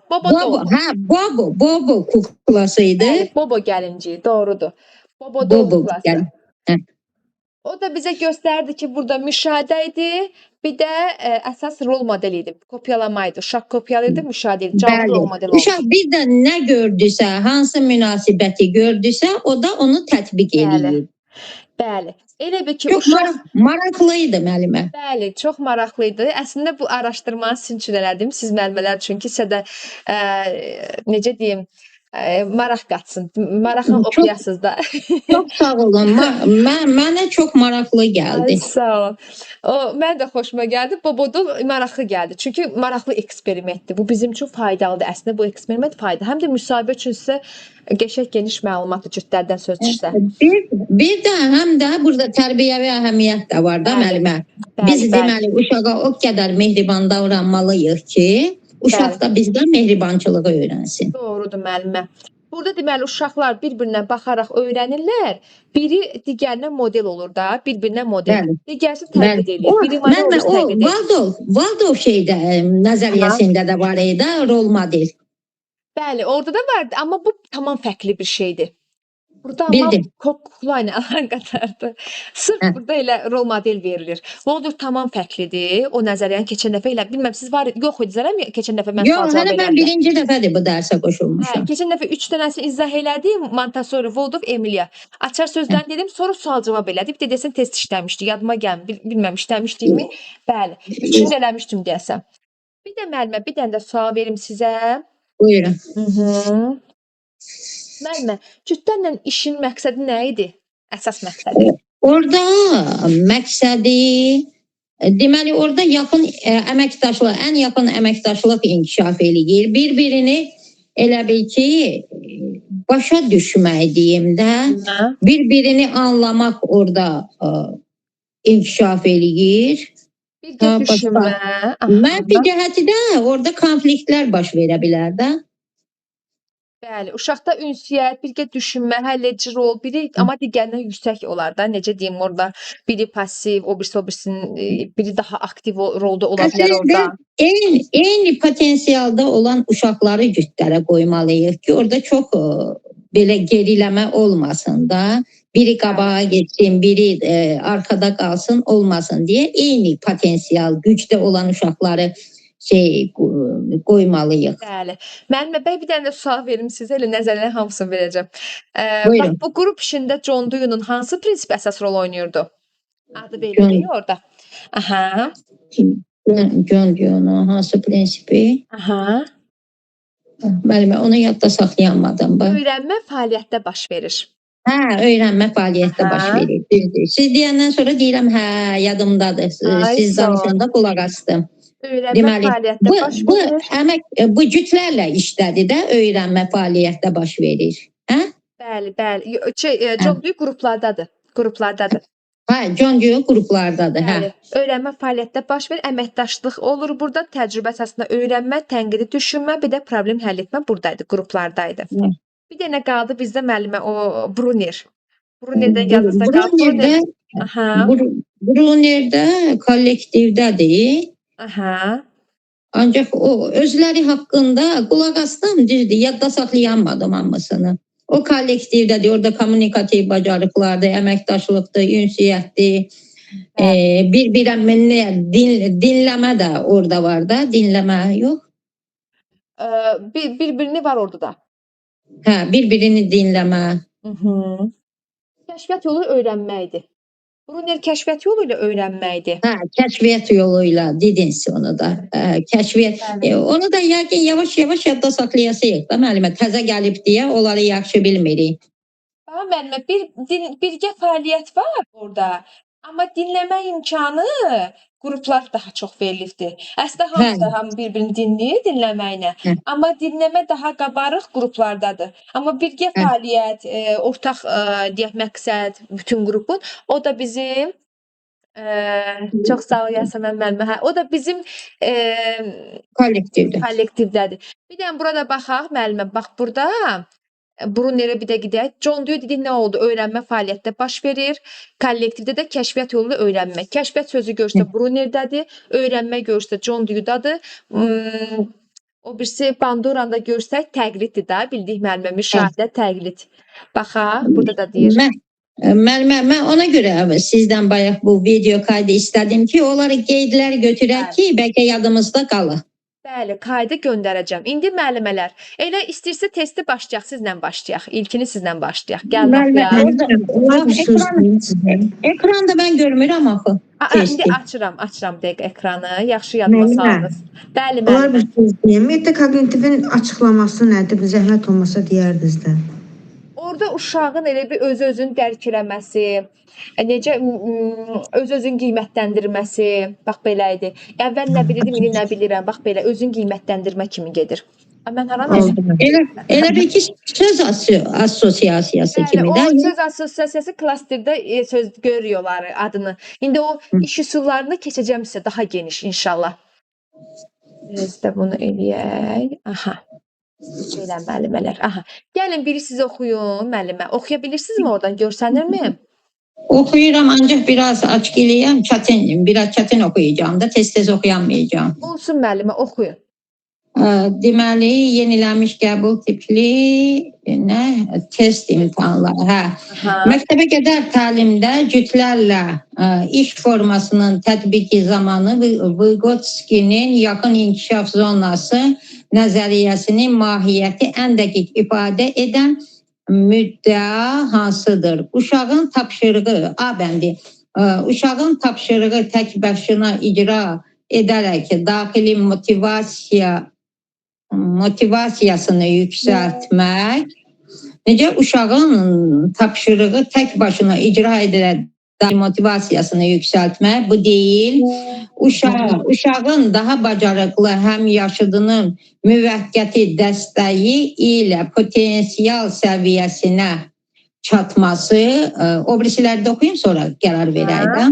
Bəli, müəllimə. Sonra uşağın ətrafdakı böyüklərin davranışlarını müşahidə edib kopyalaması, uşağın müstəqil şəkildə kəşfiyyat apararaq özünü qiymətləndirilməsi, onda B bəndi müəllimə, uşağın daha bacarıqlı həm yaşıdlarının müvəqqəti dəstəyi ilə potensial səviyyəsinə çatması B bəndi. Orada scaffolding, Vygotsky'də scaffolding olmalıydı. Özündən böyük müəlliməsi, qardaşı, valideyni tərəfindən yol göstərməkdə scaffolding oldu. Doğrudur müəllimə. Çox sağ olun müəllimə. Təşəkkürüm. Yenə qayıdacağam. Yenə qayıdacağım sizə. Əl qaldıranlarımız azdır. İndi gəldik Simarə müəlliməyə. Simarə müəllimə 2-ni oxuyur. Müəllimələr hamı əl qaldırsın. Bayaq öyrətdiyim mövzu üzrə testlərdə, yəni qəribə testlər yoxdur. Hamısı bildiyimiz mövzulardır. İndi 2-ni oxuyursunuz. Simarə müəllimə.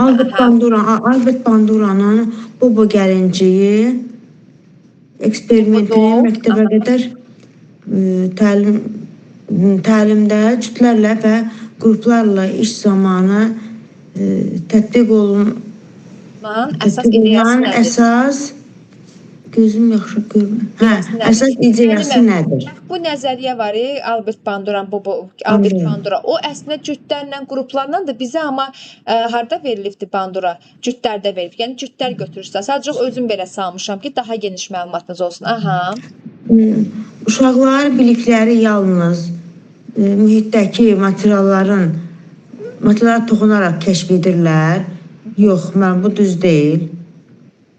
Uşaqlar öz fərdi tempinə uyğun olaraq sərbəst mühitdə öyrənirlər. Bu da uyğun deyil, mən bilən.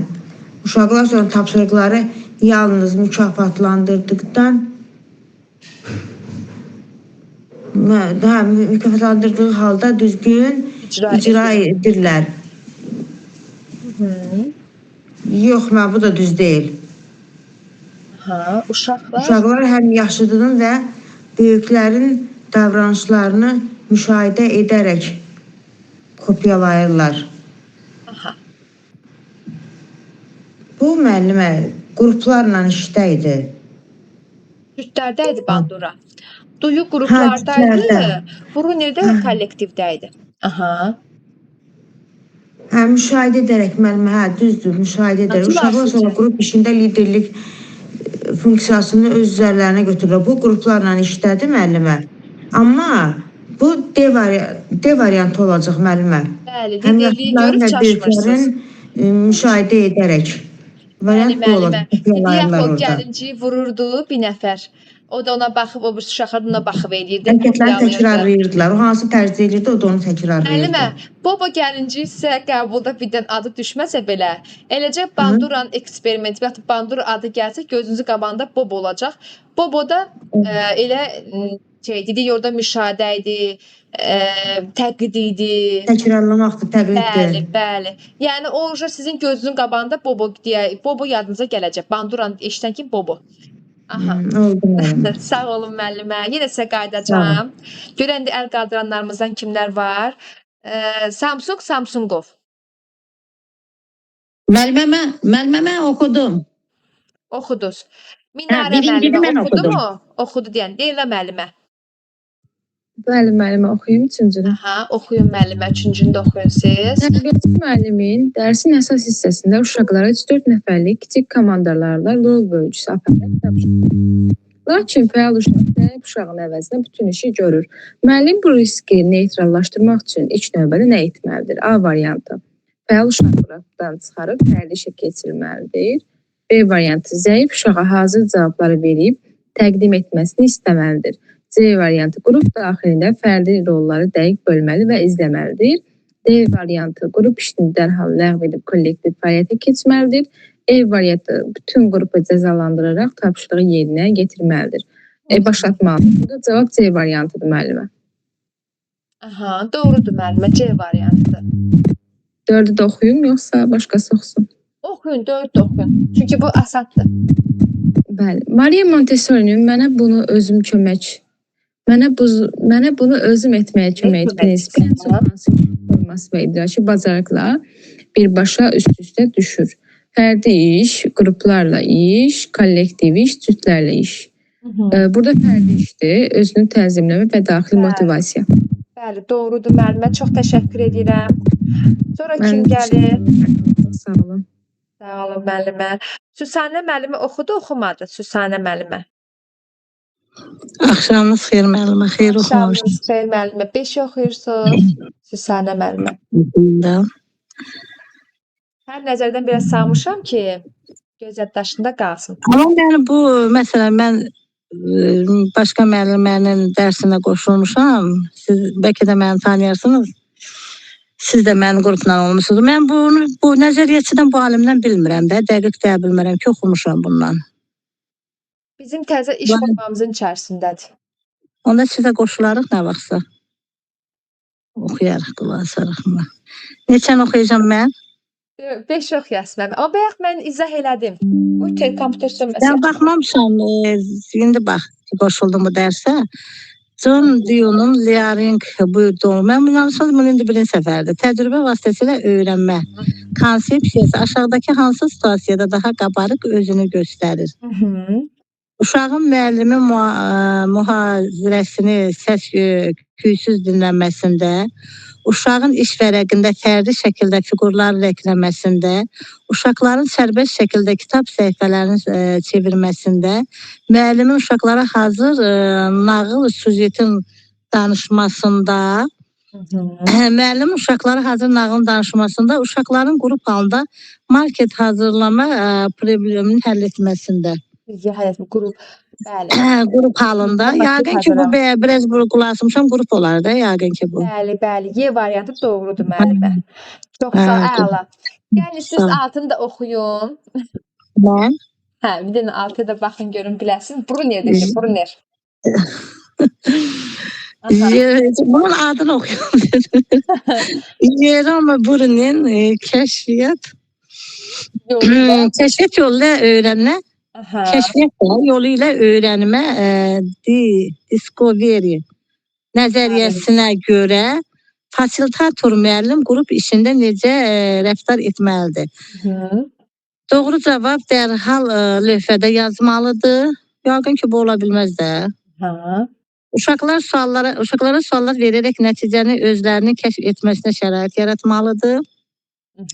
Səhv edən uşağa özü düzəltməlidir də. Özü düzəltməlidir onun yerinə, uşağın yerinə. Uşaqlar prosesdə tamamilə sərbəst buraxıb kənarda izləməməlidir. Bütün qruplar eyni hazır şablon paylayıb kopyalamalı, tələb etməlidir.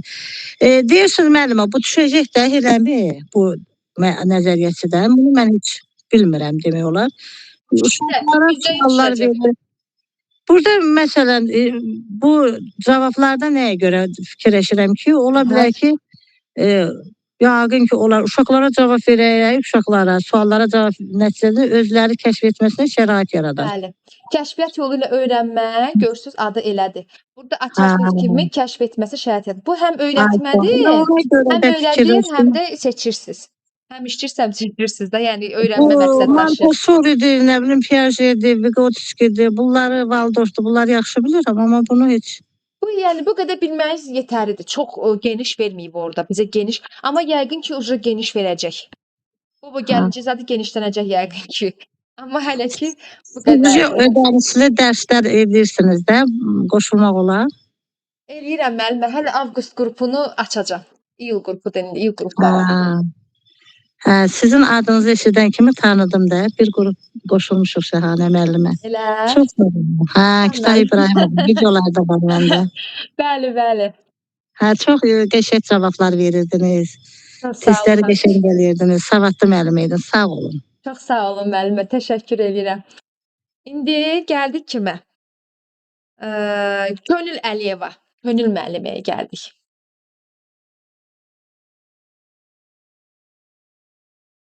Könül Əliyeva. Səsi aça bilirsiniz müəllimə?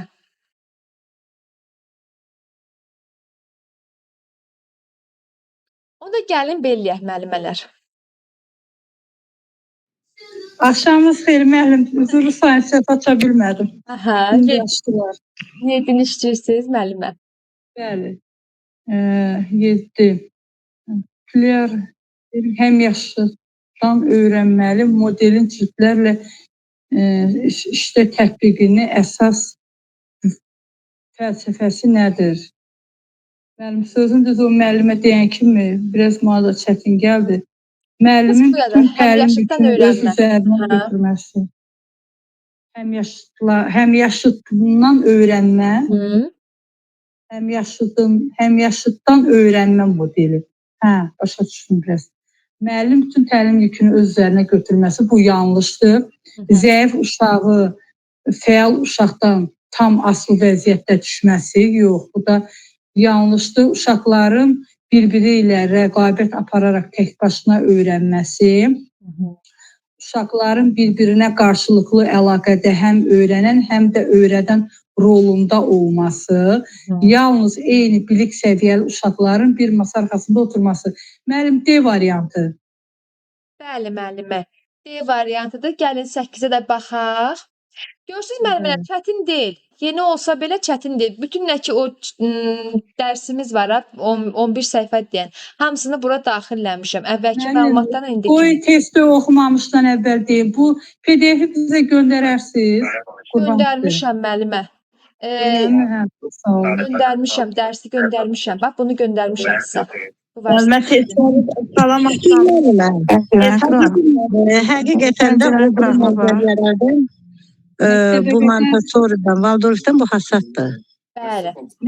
Bəli, məktəbə qədər təlimdə scaffolding, müvəqqəti dəstək metodu haqqında verilən fikirlərdən hansı yanlışdır? Müəllim uşağın əvəzinə tapşırığı sondakı icra edir. Müəllim və ya bacarıqlı həmyaşıdı tərəfindən verilir, həmyaşıdı tərəfindən. Uşaq tapşırığı sərbəst etməyə başlıqca dəstək tədricən çəkilir. Uşağın yaxın inkişaf zonasında baş verir. Uşaq özünə inamı artmağa xidmət edir. Müəllim, bizə yanlışı dedi də bu. Söz yanlışı soruşdu. Yanlışı dedi, hə. Müəllim uşağın əvəzinə tapşırığı Mən özüm yekə eləyirəm ki, sizdə diqqət formalaşdı daha çox. Amma qəbulda ya balaca olur da belə hərflər olur. Özüm yekə qoymuşam. Aha.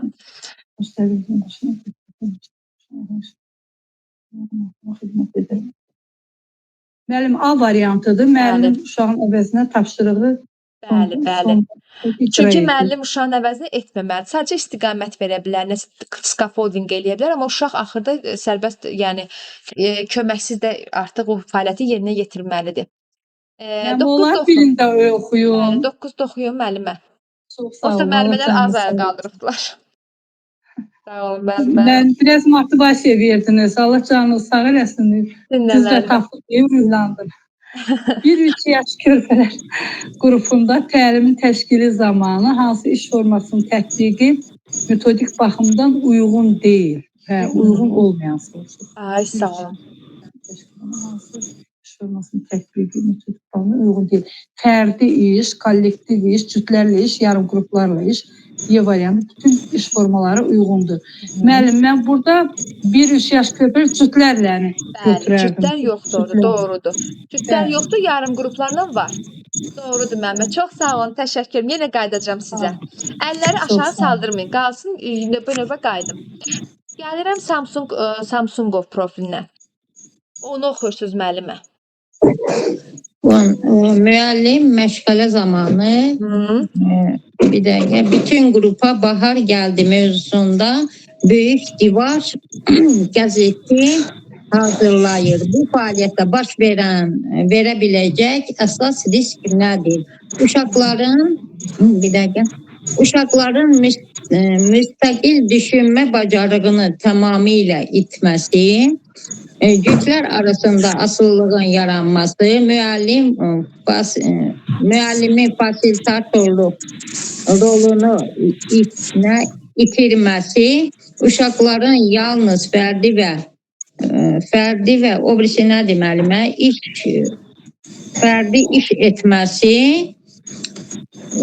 bunu qəşəng başa düşmədim. Məşğələ zamanı bütün qrupa bahar gəldi mövzusunda böyük divar qəzeti hazırlayır. Bu fəaliyyətdə baş verə biləcək əsas risk nədir? Uşaqların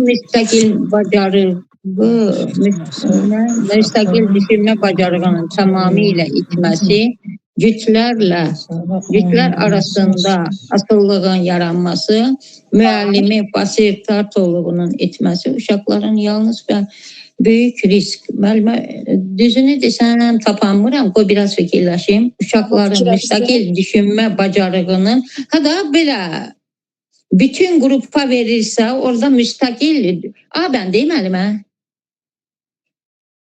Yaxşı fikirləşsin, hamı yazsın variantlarını. Deməli, güclər arasında asıllığın yaranması, müəllimin fasilitatorluq rolunun etməsi, uşaqların o D bəndi deyil. Güclər arasında deyil, D də deyil. Onda C bəndi? Yox, müəllimə. Və onda hansı? Mən yenə A-nı A fikirləşirəm. bəndi, müəllimə A bəndi. Aha. Yo, Y Mən də olacaq. Y. Bilirsiniz niyə? niyə? Çünki bu bütün qrupla, bütün sözü varsa bu kollektiv gedir. Kollektivdə də deyir uşağın fərdi tempinin nəzərə alınmaması, bir də səs-küyün artması, dedik xaotik səs-küy Y variantı müəllimə. Y Ay olur. müəllimə, heç mən Y bəndini oxumamışam. Ona görə belə kırıqdım ki, bunlar deyil də. Bax, C müəllimin fasilitatorluğu yox, bu aid deyil. Hə. A müstəqil düşünmə bacarığını itməsi bu da aid deyil. B də aid deyil, D də aid deyil. Bir dənə Y variantı uyğun gəlir. Çünki orada deyirik xaotik Deməli, səs-küy uşaqların yaranır. fərdi templərinin nəzərə alınmaması, fərdi orada diferensiallıq səs-küyü, önəmlidir axı. İşgüzar Səs-küyün səs-küy artması. qruplardaydı. Belə xaotik səs-küy isə kollektivdə ola bilərdi. Hə. Bəli, ona görə Y variantı. Xaotik səs-küy şeydə deyil, xaotik səs-küy. Hamısını verib, amma işgüzar tiplisi qruplardadır. Amma belə necə deyim, bu qarışıq fason olur xaotik. Orada işgüzar sözü olmur da. Yəni orada o gedir kollektivdə. Bəli, bəli. Bax həmişə onda biraz qarışıram ki, gah buna deyirik, gah ona deyirik, Xaotik hansıdır deyə. yazılır, amma yanında da yazır ki işgüzar. İşgüzar varsa bu olur qruplar. Amma təkcə xaotik varsa bu olur kollektiv. Bildim. Müəllimə, o birisini də oxuyun. Bunu bilmədim də. 11-də oxuyun müəllimə. Çox yuxarı getdi bir dəqiqə. 11-də oxuyun.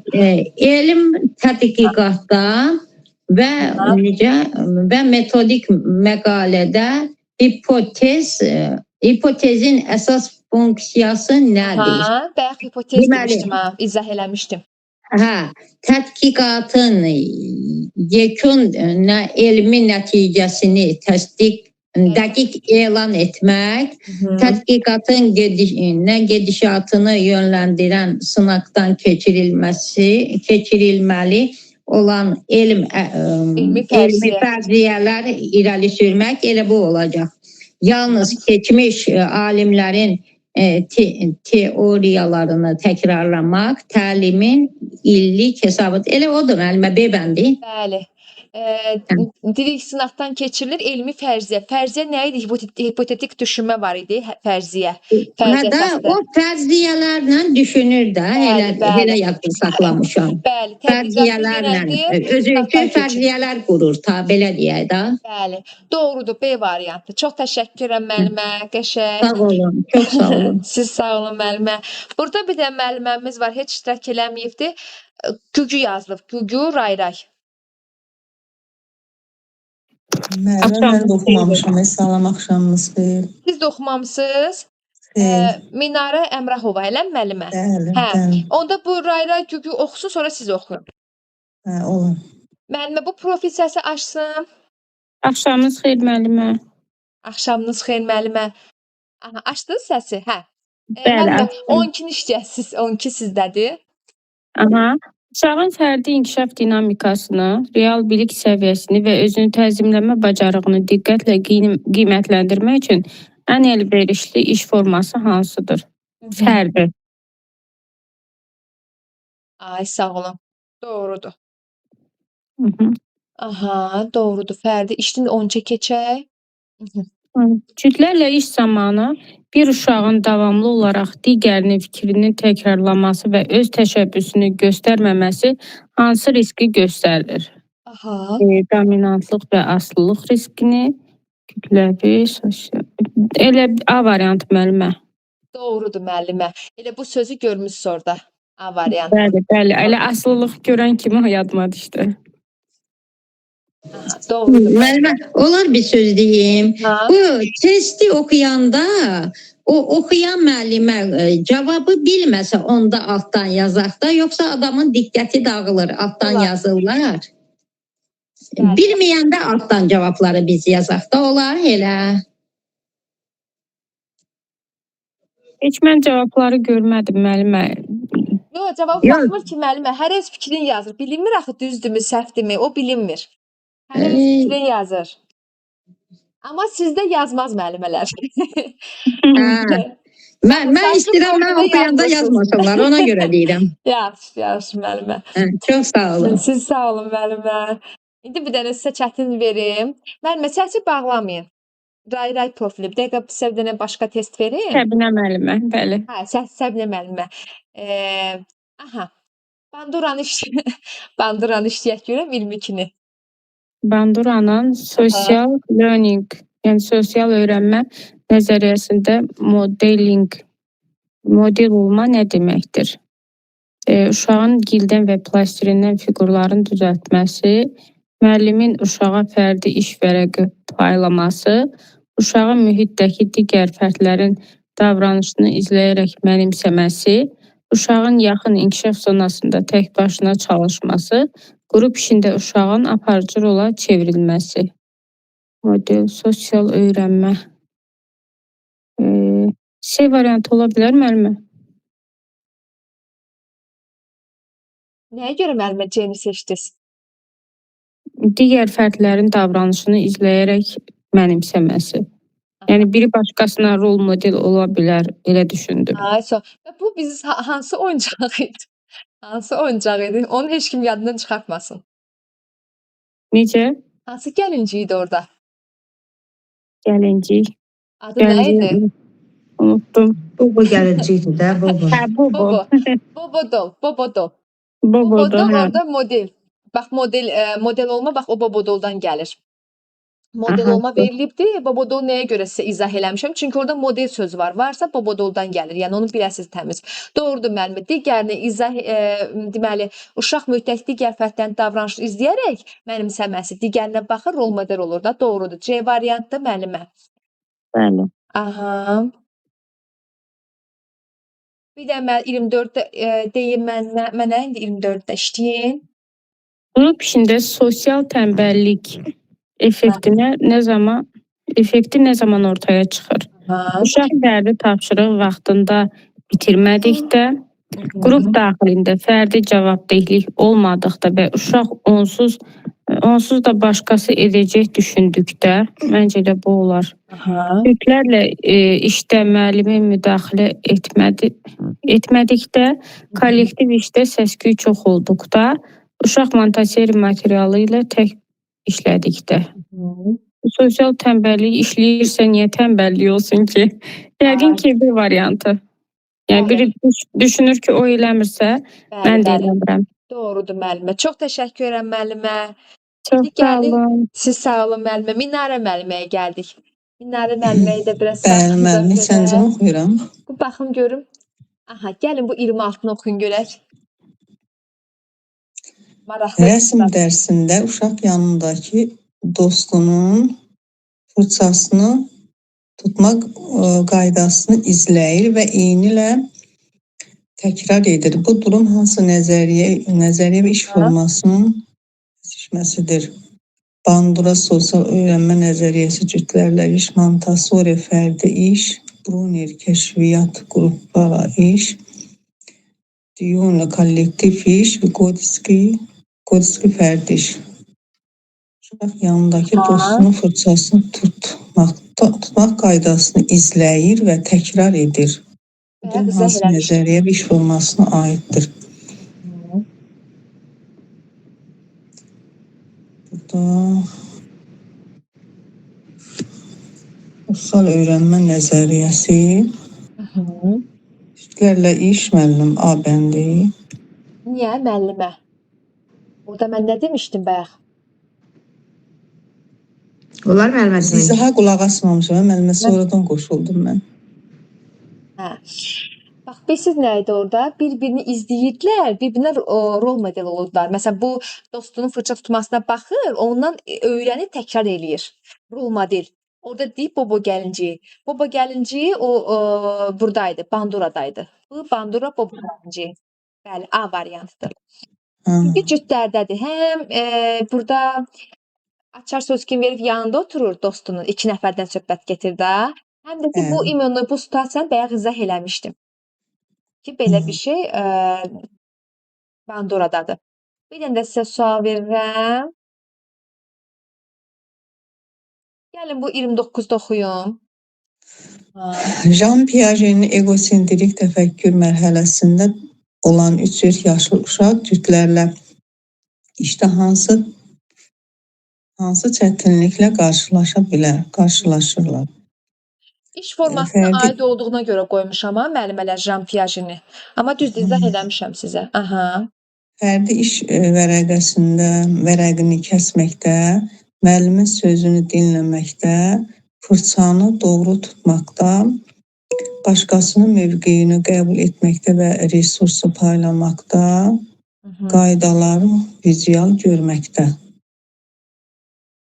Burada egosentrikdir, uşaq özünü mərkəzdə görür. Aha.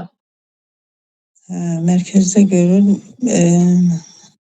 müəllim sözünü dinləməkdə, fərdi iş vərəqini kəsməkdə, fırçanı doğru, başqasının mövqeyini qəbul etməkdə və resurs yox. Ay sağ. Başqasının mövqeyini qəbul etməkdə, budur müəllimə resurs Bəli, paylamaqda. biz niyə egosentrik, biz nə idi? Mən mərkəzli. Ego mən Hə. deməkdir də, yəni başqasının fikrini önəmsəmir. Orada deyil başqasının mövqeyini qəbul edib paylaşmır. Mən mərkəzli, hər şey bunundur. Ona görə D variantı. Doğrudur müəllimə. 30-da oxuyun bizə. Bəli, oxuyun. Aha. 30 Təlimdə- öyrətmə xarakter daşıyır müəllimələr. Həm biraz terminlərdən qoymuşam ki, həm də belə bu lap belə çətin variantını da hazırlayıb göndərim qruplara. Amma belə həm öyrəcidir, həm də çətin tiplidir. Yəni qəbul tipli də gedir. Aha, oxuyun Müəllimə, 30-da. sizin bu ödənişsiz testiniz hər həftə olur. Çatanda vaxtım çatanda eləyirəm. Dərs izah eləyirəm, vaxtdan kimi test izah da edirəm. Test eləyir də, bir sual cavab da eləyirəm. Bu olur müəllimə, hər həftə eləyirik. Vaxt çatdıqca eləyirik. Çox sağ olun müəllimə. Sağ olun müəllimə. Təlimdə heterogen qrup nə deməkdir və nə üçün yaradılır? Ay, Eyni bilik səviyyəli uşaqların bir araya gəlməsinin sürətli tapşırıq icrası üçün müxtəlif bilik və bacarıq səviyyəli uşaqların bir araya gəlməsi, sosiallaşma dəstəyi üçün, yalnız fəal uşaqların seçilməsinin təqdimatı üçün, yalnız zəif uşaqların seçilməsi fərdi dərs üçün, tərbiyəçinin uşaqlarla birgə oturduğu qrup. Heterogen, mən elə bilirəm ki, yadımda qalan yalnız zəif uşaqların seçilməsi. Aha. D variantını seçirsiniz müəllimə. Bəli. Deməli, burada müəllimə heterogen sözü hetero, müxtəlif deməkdir. Heterogen qrup müxtəlif bilik və bacarıq səviyyəli uşaqların bir araya gəlməsi, sosiallaşma və yaxın inkişaf zonasının dəstəyi üçün. Yəni Heterogen müxtəlif deməkdir, bəli, demək onu indi bildim. Bəli, yəni bu sosiallaşma, bu Vygotsky-də bu scaffoldingi düşünürük də, heterogen qrupların yaradılması, müxtəlif bilik, bacarıq müxtəlif deməkdir. Səviyyə uşaqların bir araya gəlməsi, bir-birindən öyrənməsi. Bəli, müəllimə, B variantdır. Dəstəyi, bir-birinə dəstəyi. Çox sağ olun müəllimə, təşəkkür edirəm. Sağ olun, siz də sağ olun. Bir dənə də 32 bir nəfər əl qalsın. Bunu da eləyək, yekunlaşaq. Yenə də Şöhrət müəllimə, sizdən də soruşuram, vəsə. Gələn dərs yenə də testlər işləyərik. Siz də işləyin. Şöhrət Cəfərova. Oradasınızmı müəllimə?